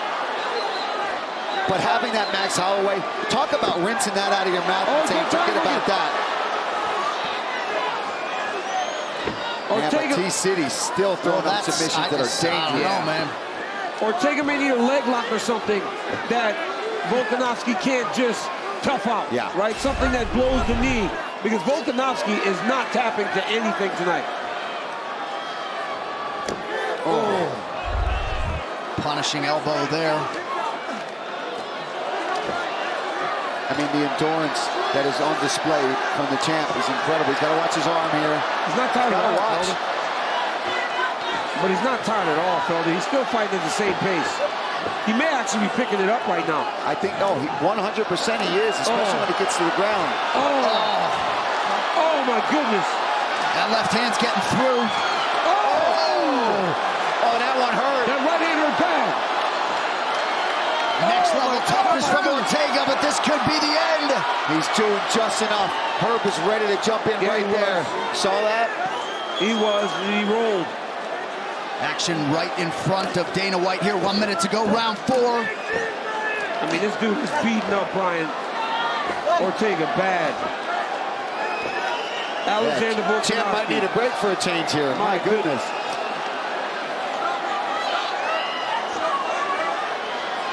Feels like Herb Dean could be one strike away from stopping it at any time. Oh, and these are big shots.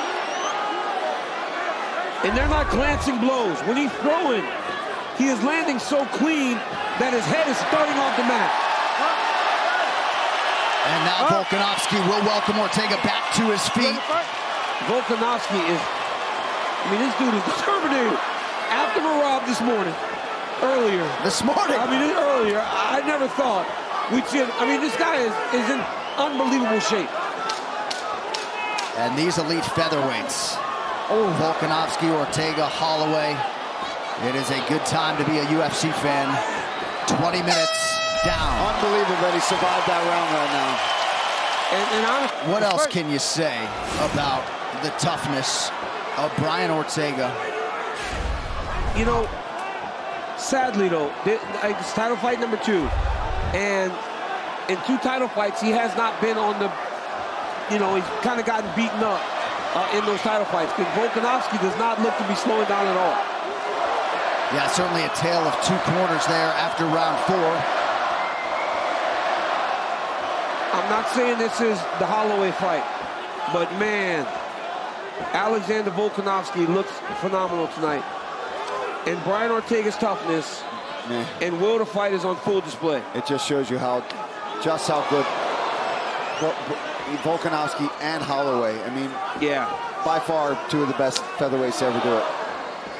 And, you know, Ortega keeps trying, right? He's not, every time this fight hits the ground, he keeps trying. So until this final bell rings, Volkanovski is not safe. But he's not even fatigued at all. Takedown defense is there.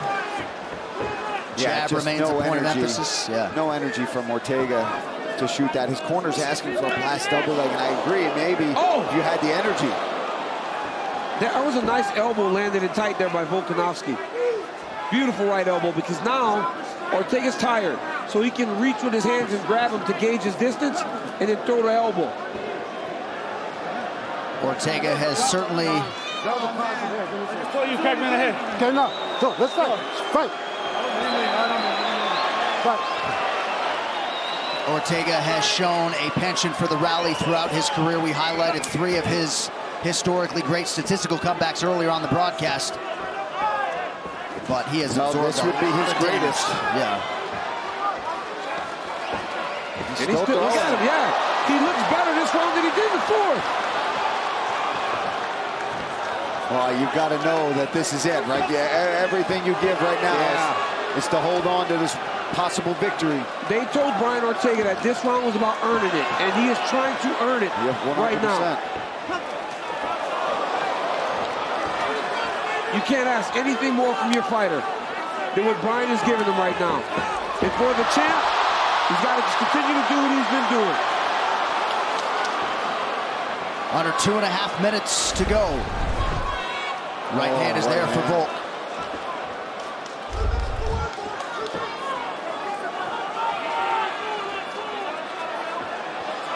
Finally, it looks like Volkanovski slowed down a little bit. I mean, we're 2 minutes left in round 5. The amount of volume that he's put out, it's insane. Yeah, it's nuts. Stats went down, so we can't I saw that. Yeah, those numbers. Like 26, get out of here. I was going to ask the truck for an update. Ooh, right hand lands for Ortega, acknowledged by Volkanovski, who now fires back. It's amazing that we're in round 5, and Brian Ortega, for as hurt and tired as he was, has Alexander Volkanovski going back. I mean, he might be winning the round, just landed an uppercut there. And Volkanovski, got to appreciate, he's not getting on his bike, no risk mitigation, he's still fighting. I mean, he's being sensible. He's not doing anything stupid, but he is right there standing toe-to-toe with Ortega, knowing that he's got this in the bag by a lot.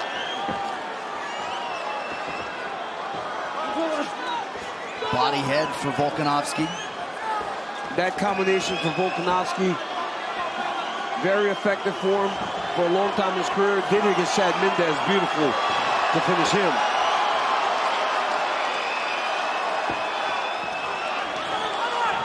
The game plan, I'm sorry, Paulie. No, I was just saying under a minute. The game plan and the strategy of the champion and his team truly is, I mean, it's second to none in the game right now. And the toughness of Brian Ortega. I mean, he has been, I mean, I've never seen it. He's a zombie, right? He walks through strikes that most guys can't take. Volkanovski finally with a check on the clock. It reads 26 seconds and counting. Oh, there's that Volk jab again. What a featherweight championship fight.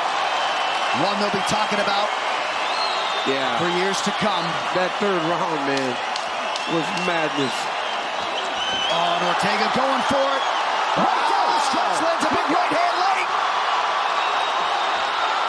And now a left. What a fight. 25 minutes turned in by Alexander Volkanovski and Brian Ortega. Perhaps they will bury the hatchet. All right, here we go. This is some highlights starting with round 3. There's the left hand, drops the champion. Look how fast Brian Ortega jumps on this guillotine, straight into a mounted guillotine. This is possibly one of the worst positions you can be in. He fights out of it. Then Ortega manages to throw up a tight triangle choke. The champion has to roll to his back to defend this. Ultimately ends up getting out of this somehow, getting on top and just unleashing some ground and pound from hell. Ortega showing that heart, showing that toughness, gets through the round, and man, the fact that he got through some of these bombs that Volkanovski was throwing from the top position, and then to come back in the fifth round and have a great round. And this is when these guys were just going at it. Some big right hands landed for Ortega. Good jabs landing from Volkanovski. I mean, what a fight. One of the... By unanimous decision, and still the undisputed UFC featherweight champion of the world, Alexander the Great Volkanovski.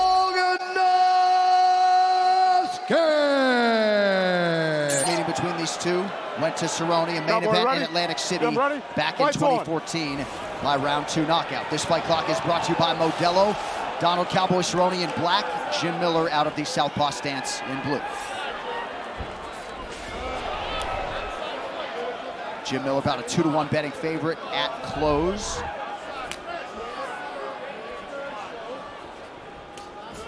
Nice job by Cerrone to point the toes there at the midsection of Miller.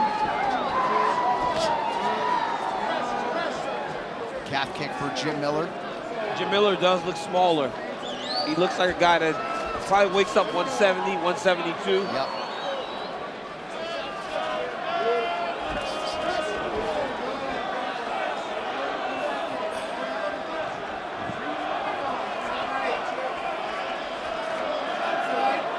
Last appearance for Cowboy Cerrone all the way back in May of 2021. He had a couple of matchups with Joe Lozon go away, the last of which was to take place a few weeks ago in Austin, Texas. It's crazy having Donald Cerrone with a reduced schedule. There was a time where it felt like this guy fought every few months, every couple months. You're seeing Donald fight 3, 4, 5 times a year. But he likes that. It makes him feel more comfortable when he's in there. He likes to be active. But he's been very busy acting lately. Yeah. Right? He's in the new Terminalist series that's on Amazon Prime. He's in that movie with Gina Carano. He's been doing a lot. Yeah. It really does help with the anxiety of fighting. The more you do it, you're much less anxious and nervous when you go in there. Cerrone made his UFC debut in 2011, competed at least 3 times a year from 2011 to 2020 before just the one appearance last year. Well, in 2 weeks, the UFC is back on ABC with a featherweight clash for the ages. Brian Ortega taking on Yair Rodriguez will be on Long Island. It is an early one for you as well. Saturday, July 16th, 2 p.m. Eastern start time on ABC and ESPN. Plus, prelims hit at 11 o'clock a.m. Eastern on ESPN. Nice sequence there for Cerrone, punctuated by a big right hand. Cerrone's length is giving Miller problems right now. He's doing a good job of poking those front kicks up the middle, landing those outside kicks. Donald Cerrone has always been one of those guys, you have to admire his Muay Thai. He's a very, very talented Muay Thai fighter. And if you look at the textbook of how Muay Thai is supposed to look, you watch Donald Cerrone fight. Even when he throws his left kick, he always puts something in front of it like that. He always does those same actions. That one got caught by Miller. Great job by Jim. Miller holding on to the legs. And Donald went for an armbar. Donald's very dangerous off his back. Yeah, it's one of the things that early on in his career allowed him to kick so freely because he's really good off his back. He welcomed the takedown. When you watch Jim Miller, a straight armbar, you know, you got to really set him up. That dude is such a good grappler. He's so experienced on the ground. I remember watching him and Joe Selecki fight, and you know how good a grappler Joe Selecki is, and Jim was able to go in there and grapple with him 15 straight minutes. Miller, the longtime Brazilian Jiu-Jitsu black belt, 18 career wins by submission.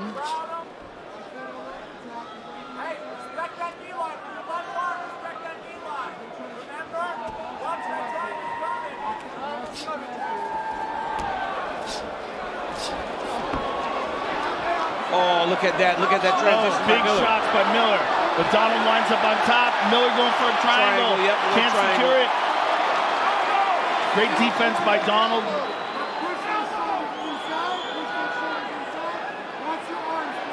1 minute here to go, round 1.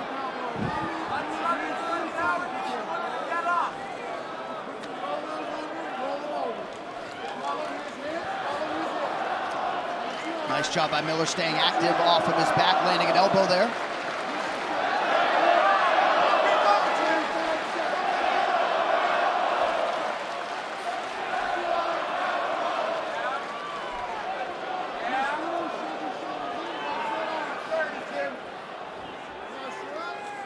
Cerrone having a hard time getting his offense going here, or so it appears.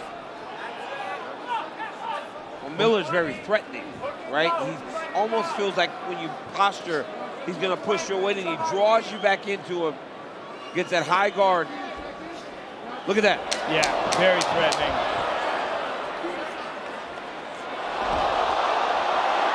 Late submission attempts on both sides. Round 2, coming up.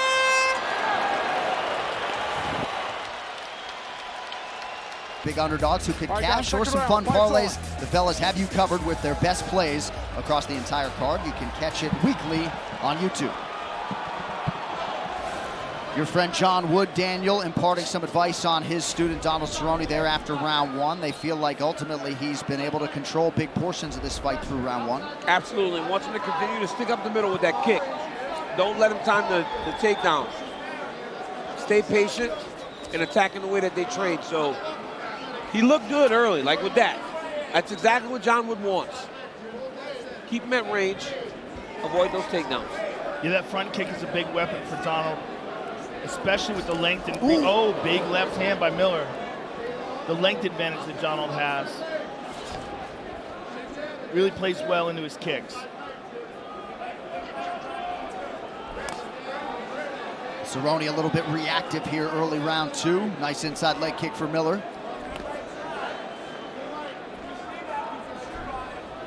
Looked like Miller tried to check that one. Jim Miller was actually one of the first guys we saw employ the calf kick in the UFC. Yeah. Against Nate Diaz back in 2012, but actually said he kept... Oh, guillotine. Armin. Oh, that's tight, that's tight. That's really tight. Oh, you're in trouble if you get caught in that with Jim Miller. If he mounts him, Joe, he's not letting him out. This is very, very That is tight. Donald's head is beat red. And his arms are stuck in there. Stop. There's the tap. Wow. Jim Miller exacts his revenge. Submits Cowboy Cerrone. He is the all-time wins leader in UFC history. That is huge. And to be able to submit Donald Cerrone like that, that's absolutely fantastic. Well, one of the better submissions, Donald used that a lot. That was one of Donald's best submissions, was the guillotine. Now, what happened there, it looked like they both landed head kicks. Presented by Cricket Wireless. Smile, you're on Cricket. Oh, Donald slipped. After he landed the head kick, Jim jumped. Oh, beautiful job. They both throw head kicks. Cowboy actually lands the kick, but he trips as he lands the kick. Miller jumps on him. Jumps on the guillotine. Arm and guillotine like Joe said, but then he trapped the right arm. So Donald couldn't even use it to push. He couldn't use his arms to posture because Joe had him so tight. I mean, this is where he tapped that. That was all he had to tap with his fingers. From Jim Miller. Beautiful by Jim Miller. The way he trapped that arm in there is just... All right, tonight's Fight Clock is brought to you by Timex, official timekeeper of UFC. Get early access to a limited drop of Timex UFC watches while supplies last at Timex.com. Alex Pereira wearing the Brazilian colors. Sean Strickland counters in white. I've wanted this one all week, man. This one, yeah, this is a big one. This one has a lot of stakes on it, too. And look at Sean Strickland pushing the pace, moving forward. He won't stop that. Very interesting. And he's got a really good jab. Well, his timing, because he spars so much, is just outstanding. He told us that was going to be very important. The start of the fight, seeing if he could pick up on Pereira's strikes. If he couldn't, then maybe he'll grapple. Right. But he can get a timing. If he can get his timing, he'd be more than willing to stand with him. He also told us that every single fight, Joe, that he hasn't fought, like in the streets, wherever, it bothers him. He can't sleep. He thinks about it constantly. He said one time a guy cut him off on the highway, and he said this girl in the car was begging him not to fight him. He said he still thinks about it every day. There's two guys. There's two guys. Yeah. He said, I can't. Every fight I've had to not fight, it bobothers me. No, he is a dog. The next level of the Jordan Peele experience is here. Nope, in theaters July 22nd. The difference in this strategy and the way they move is Sean has a very high volume approach, whereas Alex Pereira waits, and launches. He'll touch you, and then drop a bomb. But Strickland is putting tremendous pressure on him. He's making him back up, which is uncharacteristic. See, this is not good for Sean. Pereira just landed 2 jabs, a right hand over the top, and then an outside leg kick. You don't stand and just kickbox with this guy. Sean points to his training partners, Glory Kickboxing champions, but this is too comfortable for Pereira.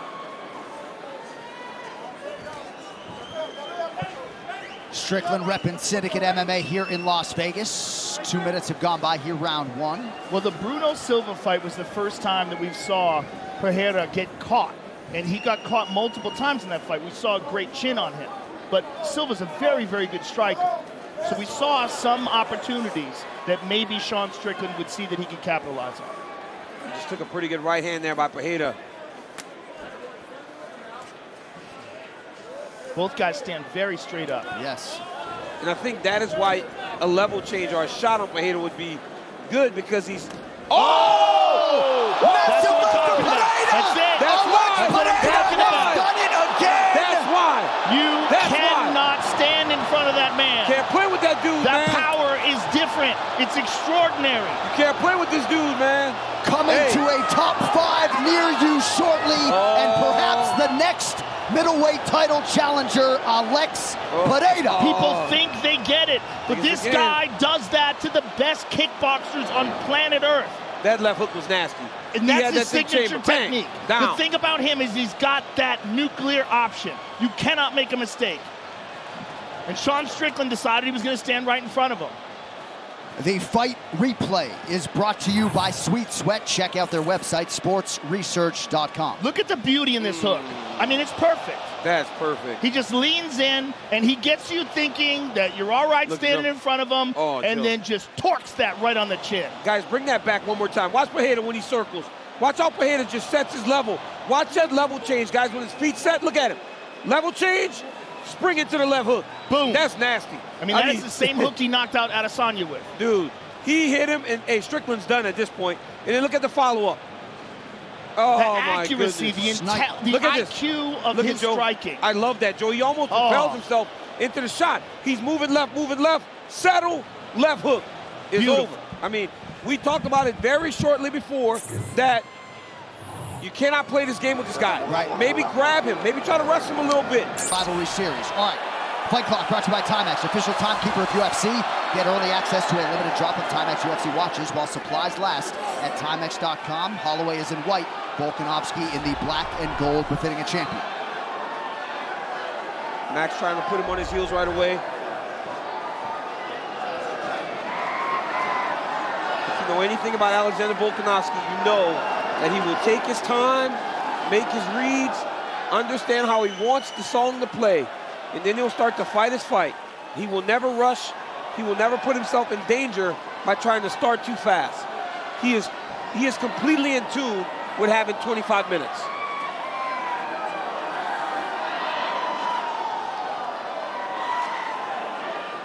The next level of the Jordan Peele experience is here. Nope, in theaters July 22nd. Volkanovski with a feint heavy style.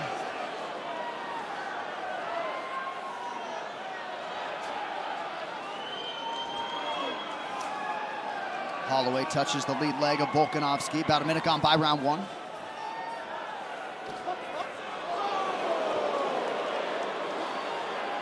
Volkanovski really set on that uppercut there as Holloway went to the body.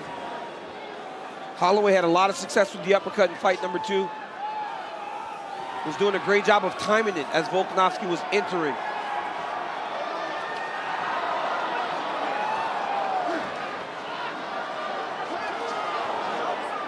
Right hand gets home for Volkanovski.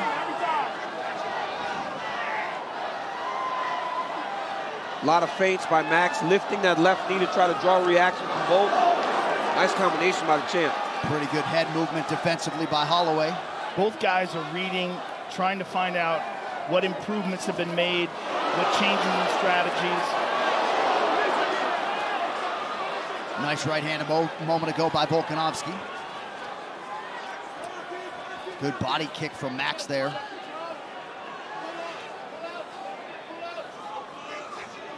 Volkanovski was insistent that he didn't fight well in fight number 2, and he pointed to that as to why he felt like he'd be able to really control Max Holloway tonight. But Max feels like he made a ton of improvements in training camp. He's gotten so much better today that he's not even the same guy that fought him in Abu Dhabi. That was another good right hand by Volkanovski and a good inside low kick as well. So the big shots so far have been landed by the champion. He just missed with another one. Big right hand. Volkanovski starting to find a home for that right hand. He darts in so quick. His change of speed is so good. That's another one there by the champ. Volkanovski suggesting he has the speed advantage here on the feet. Wise to that head kick offering from Holloway. Volkanovski's talking to him. Tell him he's just saying he's just too quick for him.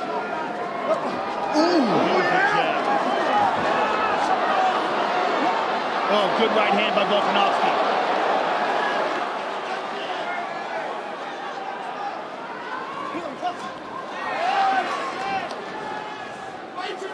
Max is having a hard time with the timing. With the speed, yeah, Volkanovski's fast. He seems a little quicker tonight. Well, he just keeps getting better. That's the bottom line. He stung him with that left hand and a right. Outstanding start for the champion. Another left hand gets home. And a right to the body as well. And most importantly, look how good he's being defensively. Very responsible on the defensive side. He keeps getting back to space after he gets his shots off.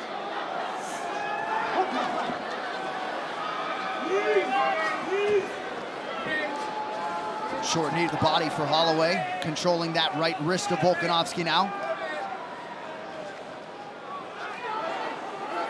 Little cut under the right eye of Holloway here in round 1.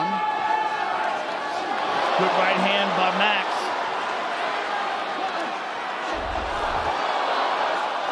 Another good right hand by Max. They're getting after it. And that plays to Holloway's favor. The longer the combinations, because if you're not the faster guy, you want to stay close. You want to extend everything so that your shots start to get there. Pretty good response from Holloway late in the round.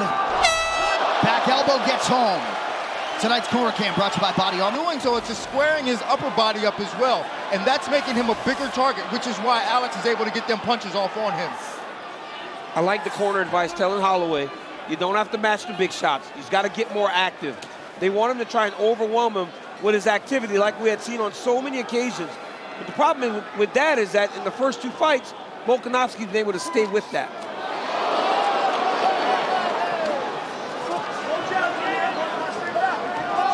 The speed and the angles of Volkanovski are giving Holloway problems. Good jab low for kick. Volkanovski, yep.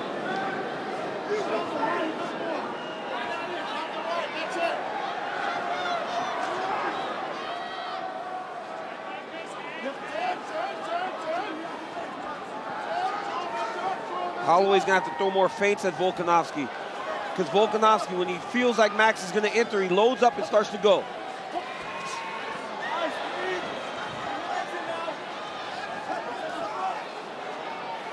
Shape your legend in EA Sports UFC 4. Get the Northern Scrappers update now on Xbox and PlayStation.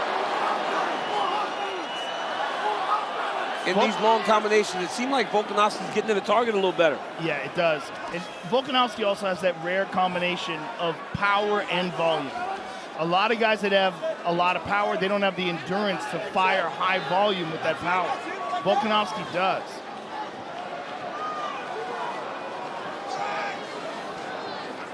Holloway's keeping that pressure on, and he's going to do that for 25 minutes. Volkanovski has to recognize that Holloway will not back up. He's going to stay in his face just like this. Now watch for the inside trip of Volkanovski. He's so physically strong.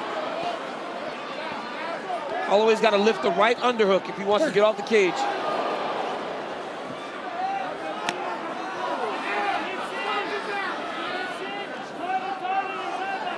Volkanovski trips, takes the back.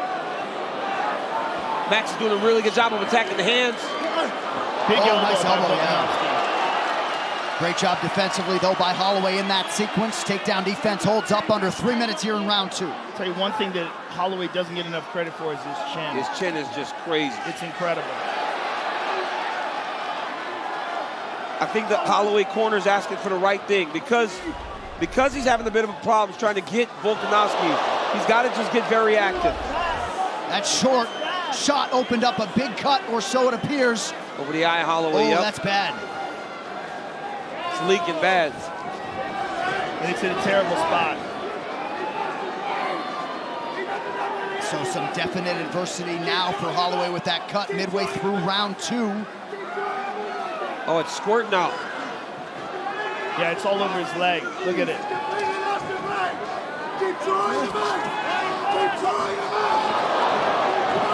Yeah, he's already having a hard time seeing out of that left eye.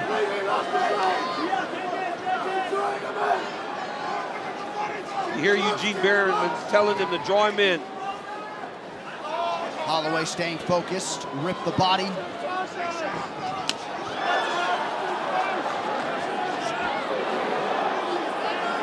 That won't change. Holloway's going to continue to press. Those kicks will work for Holloway at a distance. That's one effective weapon that I think would really serve him well to use a lot of. Yep. To utilize that height and reach advantage. The best way is with the kicks. Man, that is a nasty cut. Really nasty. Nice sequence there for Holloway.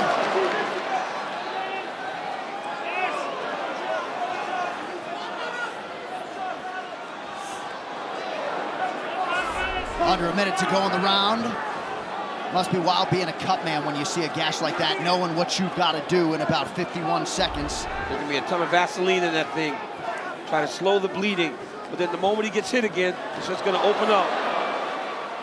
That was a good left hook landed there by Holloway. Yeah. A good right hand there as well. Holloway's getting some shots in here. No doubt. He's undeterred.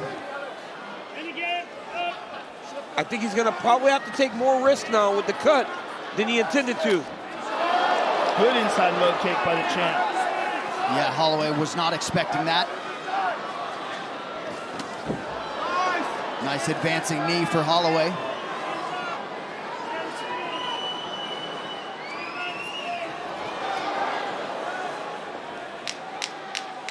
Nice jab in there by Holloway. Short left gets home for Volkanovski.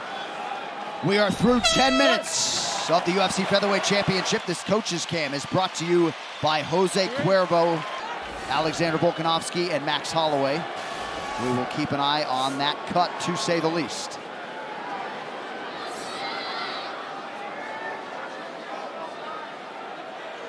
You know, we've had these two fights between these two. In the second fight, Holloway started really well in rounds 1 and 2. Volkanovski made the adjustments. Can Holloway do the same thing after the first 2 rounds? Alex fought so beautifully.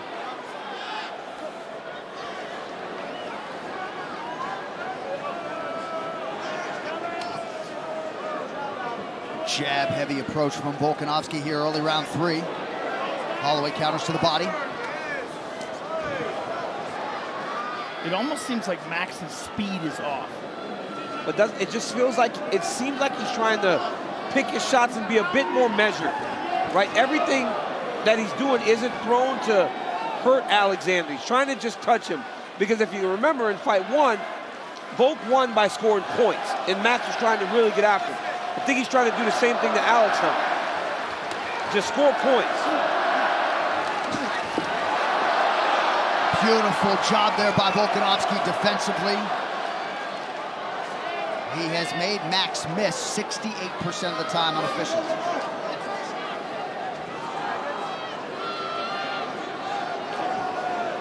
Holloway did not miss there. Well, who should win Crypto.com's fan bonus of the night? Scan the QR code or go to Crypto.com/fan bonus and help 3 favorite athletes win up to $30K in Bitcoin. Vote now.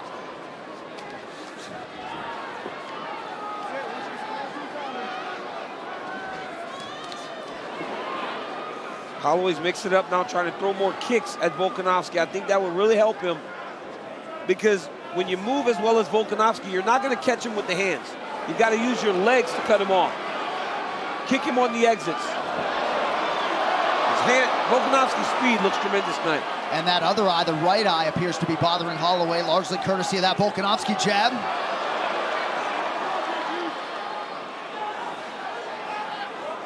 Subtle Also, stances and yeah, swiveling footwork. Oh, that was a good left hand by Holloway. Caught him in the switch.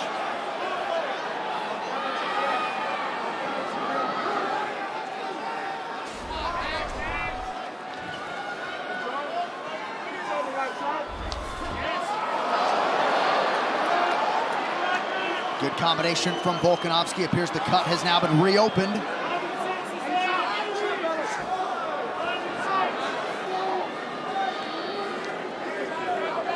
Nice job by Holloway to fight for that underhook. Re-digging the underhook. Holloway should be kneeing in here, but you got to be careful because Volkanovski does a great job of inside tripping.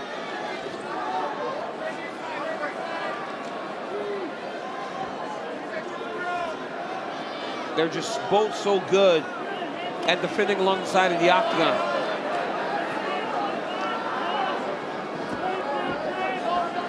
Well, next Saturday, it's back to the UFC Apex. We have got a killer lightweight main event. Rafael Fiziev and the former UFC champion, the legend Rafael dos Anjos. Entire card live on ESPN. Main card, 9 p.m. Eastern. Prelims prior at 6. We've seen a lot. Nice spinning elbow from Fiziev. This is a massive step up for him.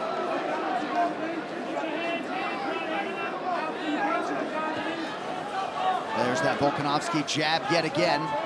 That's been his best weapon tonight. His jab has started everything for him. Oh! Nasty right hand. Yep, slip and rip with the right hand for Volkanovski. Coming up on a minute to go, round 3.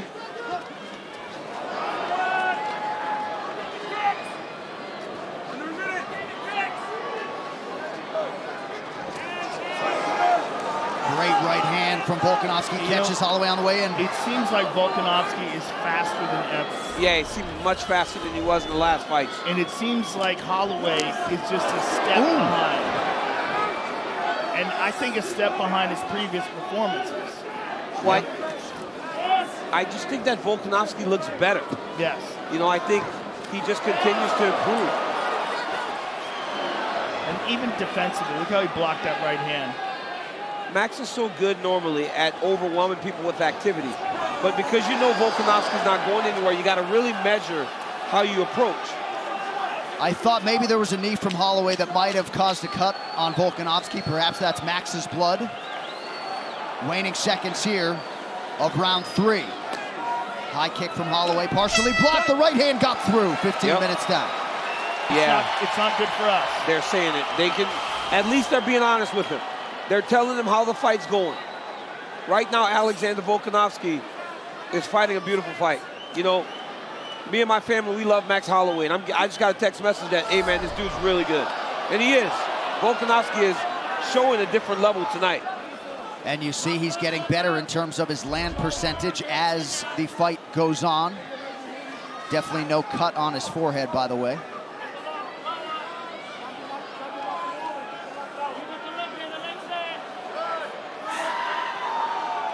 And you don't know how much that affected Holloway. The cut, bad cut, blood dripping into the eyes. Yeah. But it's not deterring him from pressuring forward, right? The one thing you'll never question is the toughness of Max Holloway. Landed a knee and then a right hand did Holloway. He just can't wait on Volkanovski. I mean, he's got to empty the gas tank and put everything he has towards the champion. Just like his corner told him. They said, we cannot wait and let him go first. They understand that when you attack, there's risk in that.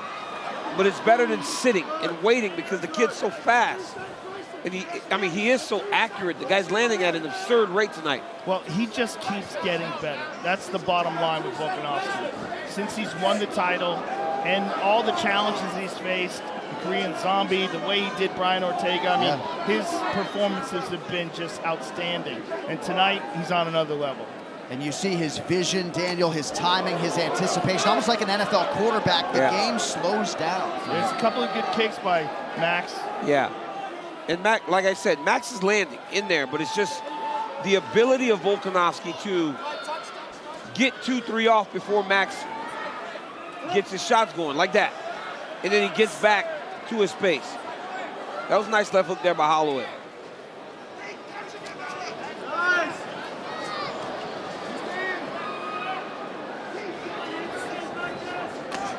Body kick for Holloway. Another kick. He needs a lot more of that. Yep, more kicks. I mean, you got to think he's down 3 rounds.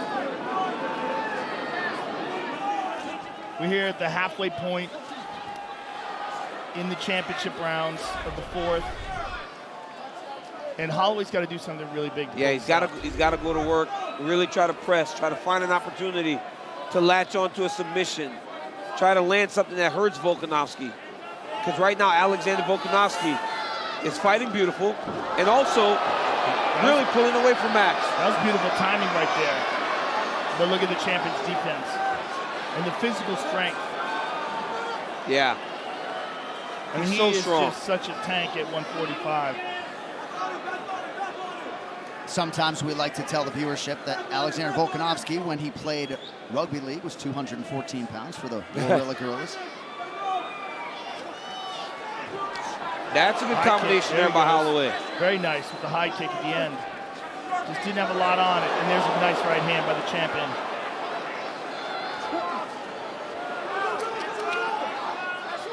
Max is having a hard time with that right eye now, it looks like. It looks like it's busted up as well. Good spinning attack to the body for Holloway. I can hear the corner of Holloway. I'm watching him. They're telling him, don't wait, just go, throw some knees. Oh, man. But that's the problem in going first, right? Right. Volkanovski's so accurate. He's just a step ahead and quite a bit faster at this point. I mean, it's the question, like, did he get faster? Did Max get slower? Or is his timing just impeccable? Or is it all the above? Yeah. It's to watch the fight, and we watch Max Holloway fight right now. He's not fighting a bad fight. Alexander Volkanovski is just fighting at a different level. And Max Holloway's in here in the 4th round. If any other featherweights in here right now, the fight's done. But I think that speaks to the grit of Max Holloway and the determination, and less about a deterioration of skills. And I think Alexander Volkanovski, like you said, has gotten faster, better, more accurate as he has spent time at the top. But I mean, you don't win 22 fights in a row for nothing. Right. That was a good right hand by Max. Yes. He's been very close to landing a big right hand that potentially could change the complexion of the fight. But Volkanovski told us this week, as Max spins again, you know, he has so much confidence in what he's seeing. 20 minutes down against the champion, Alexander Volkanovski.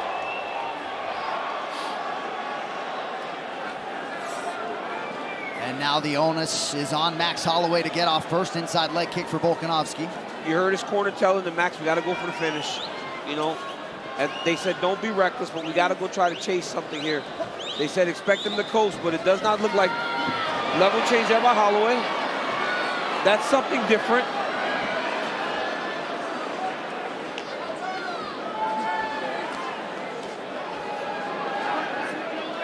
Volkanovski has not attempted a takedown tonight. He's been in the clinch a few times, but never attempting to get the fight to the ground. Now he finds himself chest to chest. Holloway's done a good job defending in this position, though. That is a quick minute off the clock, though, to begin round 5.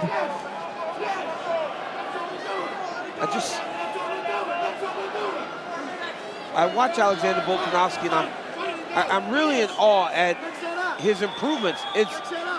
It's when you're the champion, you want to keep your belt, you want to get better. But how does he avoid just any lacks at all? Yeah. Right? It seems like every day he's focused on skill improvement, cardio better, everything. Even Eugene Behrman, I'm watching him, he's like, yeah, right. This guy looks tremendous. The top 8 pound-for-pound fighters on the UFC rankings are in the building tonight. Yeah. Most people believe Kamaru Usman is that guy. But man, if Alexander Volkanovski has not continued to close that gap with this type of performance, still 3 minutes to go, but He certainly has, and he's certainly moving into that second position if he's not already there. But this performance tonight is extraordinary. It's the best we've ever seen him look. And if we didn't know how good Max Holloway is, maybe it would be deceiving. Yes, absolutely. Look at that jab. And honestly, you know, you only can have this type of night when you have somebody that's willing to get in there and fight, and that's what Holloway has done. He has never been deterred in what he was trying to accomplish out here. Just he was in there with a better man tonight. Volkanovski has never looked better.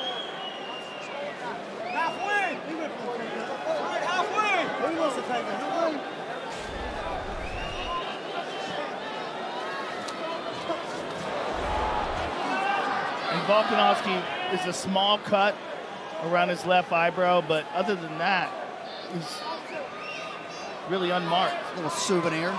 Just over 2 minutes to decide the UFC Featherweight Championship. And this has really been a virtuoso performance. Yeah.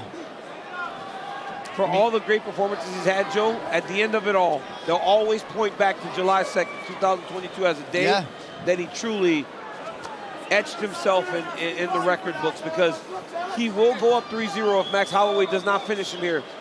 And he will have done it in a way that there will be no more questions. Yes. That's probably the most important thing. This is not a close fight. And certainly we would not put it past Max Holloway to build himself back up and get back here, but Volkanovski very much looking like it's going to be 3-0 over one of the other all-time greats in this division. And he lands another right hand. Oh my goodness, and now he's pouring it on. He's not mitigating risk. I mean, we've never seen Holloway this busted up before. No. I mean, his face is a mess.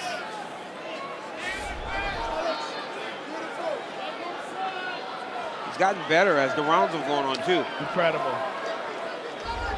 Round one, if you want to be generous, it was as close to winning a round as Max Holloway had in this entire fight. And I don't think you can give him round one. But that was as close as he got to winning a round against this guy tonight. And I don't think you can give him round one. I mean, just the way he stepped to the side and chopped out that leg, everything he's doing is beautiful. Look at that right hand. And then hands up defensively on the way out, left hand extended. He's just doing everything perfect. Following the game plan to a T. Look at that double jab. Blocks the high kick, sees everything. And honestly, Joe, different techniques Max Holloway has. Different approach Max Holloway has. He's not fighting a bad version of Max Holloway. He's fighting a prepared version of Max Holloway. Because in order to get to where he is right now after taking this beating, he has to be in shape, has to be ready. So for Alexander to do this and pitch this shutout against this version, tremendous. Well, Max Holloway was game as hell, but the champion Alexander Volkanovski with a signature performance tonight. You see Volkanovski with the jab here. That's the right hand that cut Max Holloway in round number 2. Some elbows and close from Alexander the Great. Another right hand by Volkanovski over the course of 25 minutes. Beautiful jab by Volk. And then defensive responsibility. He lands, he gets back to space where he's safe. The 1-2. Holloway had some trouble with the eyes. Both sides were battered. And by unanimous decision, and still the undisputed UFC featherweight champion of the world, Alexander the Great Volkanovski.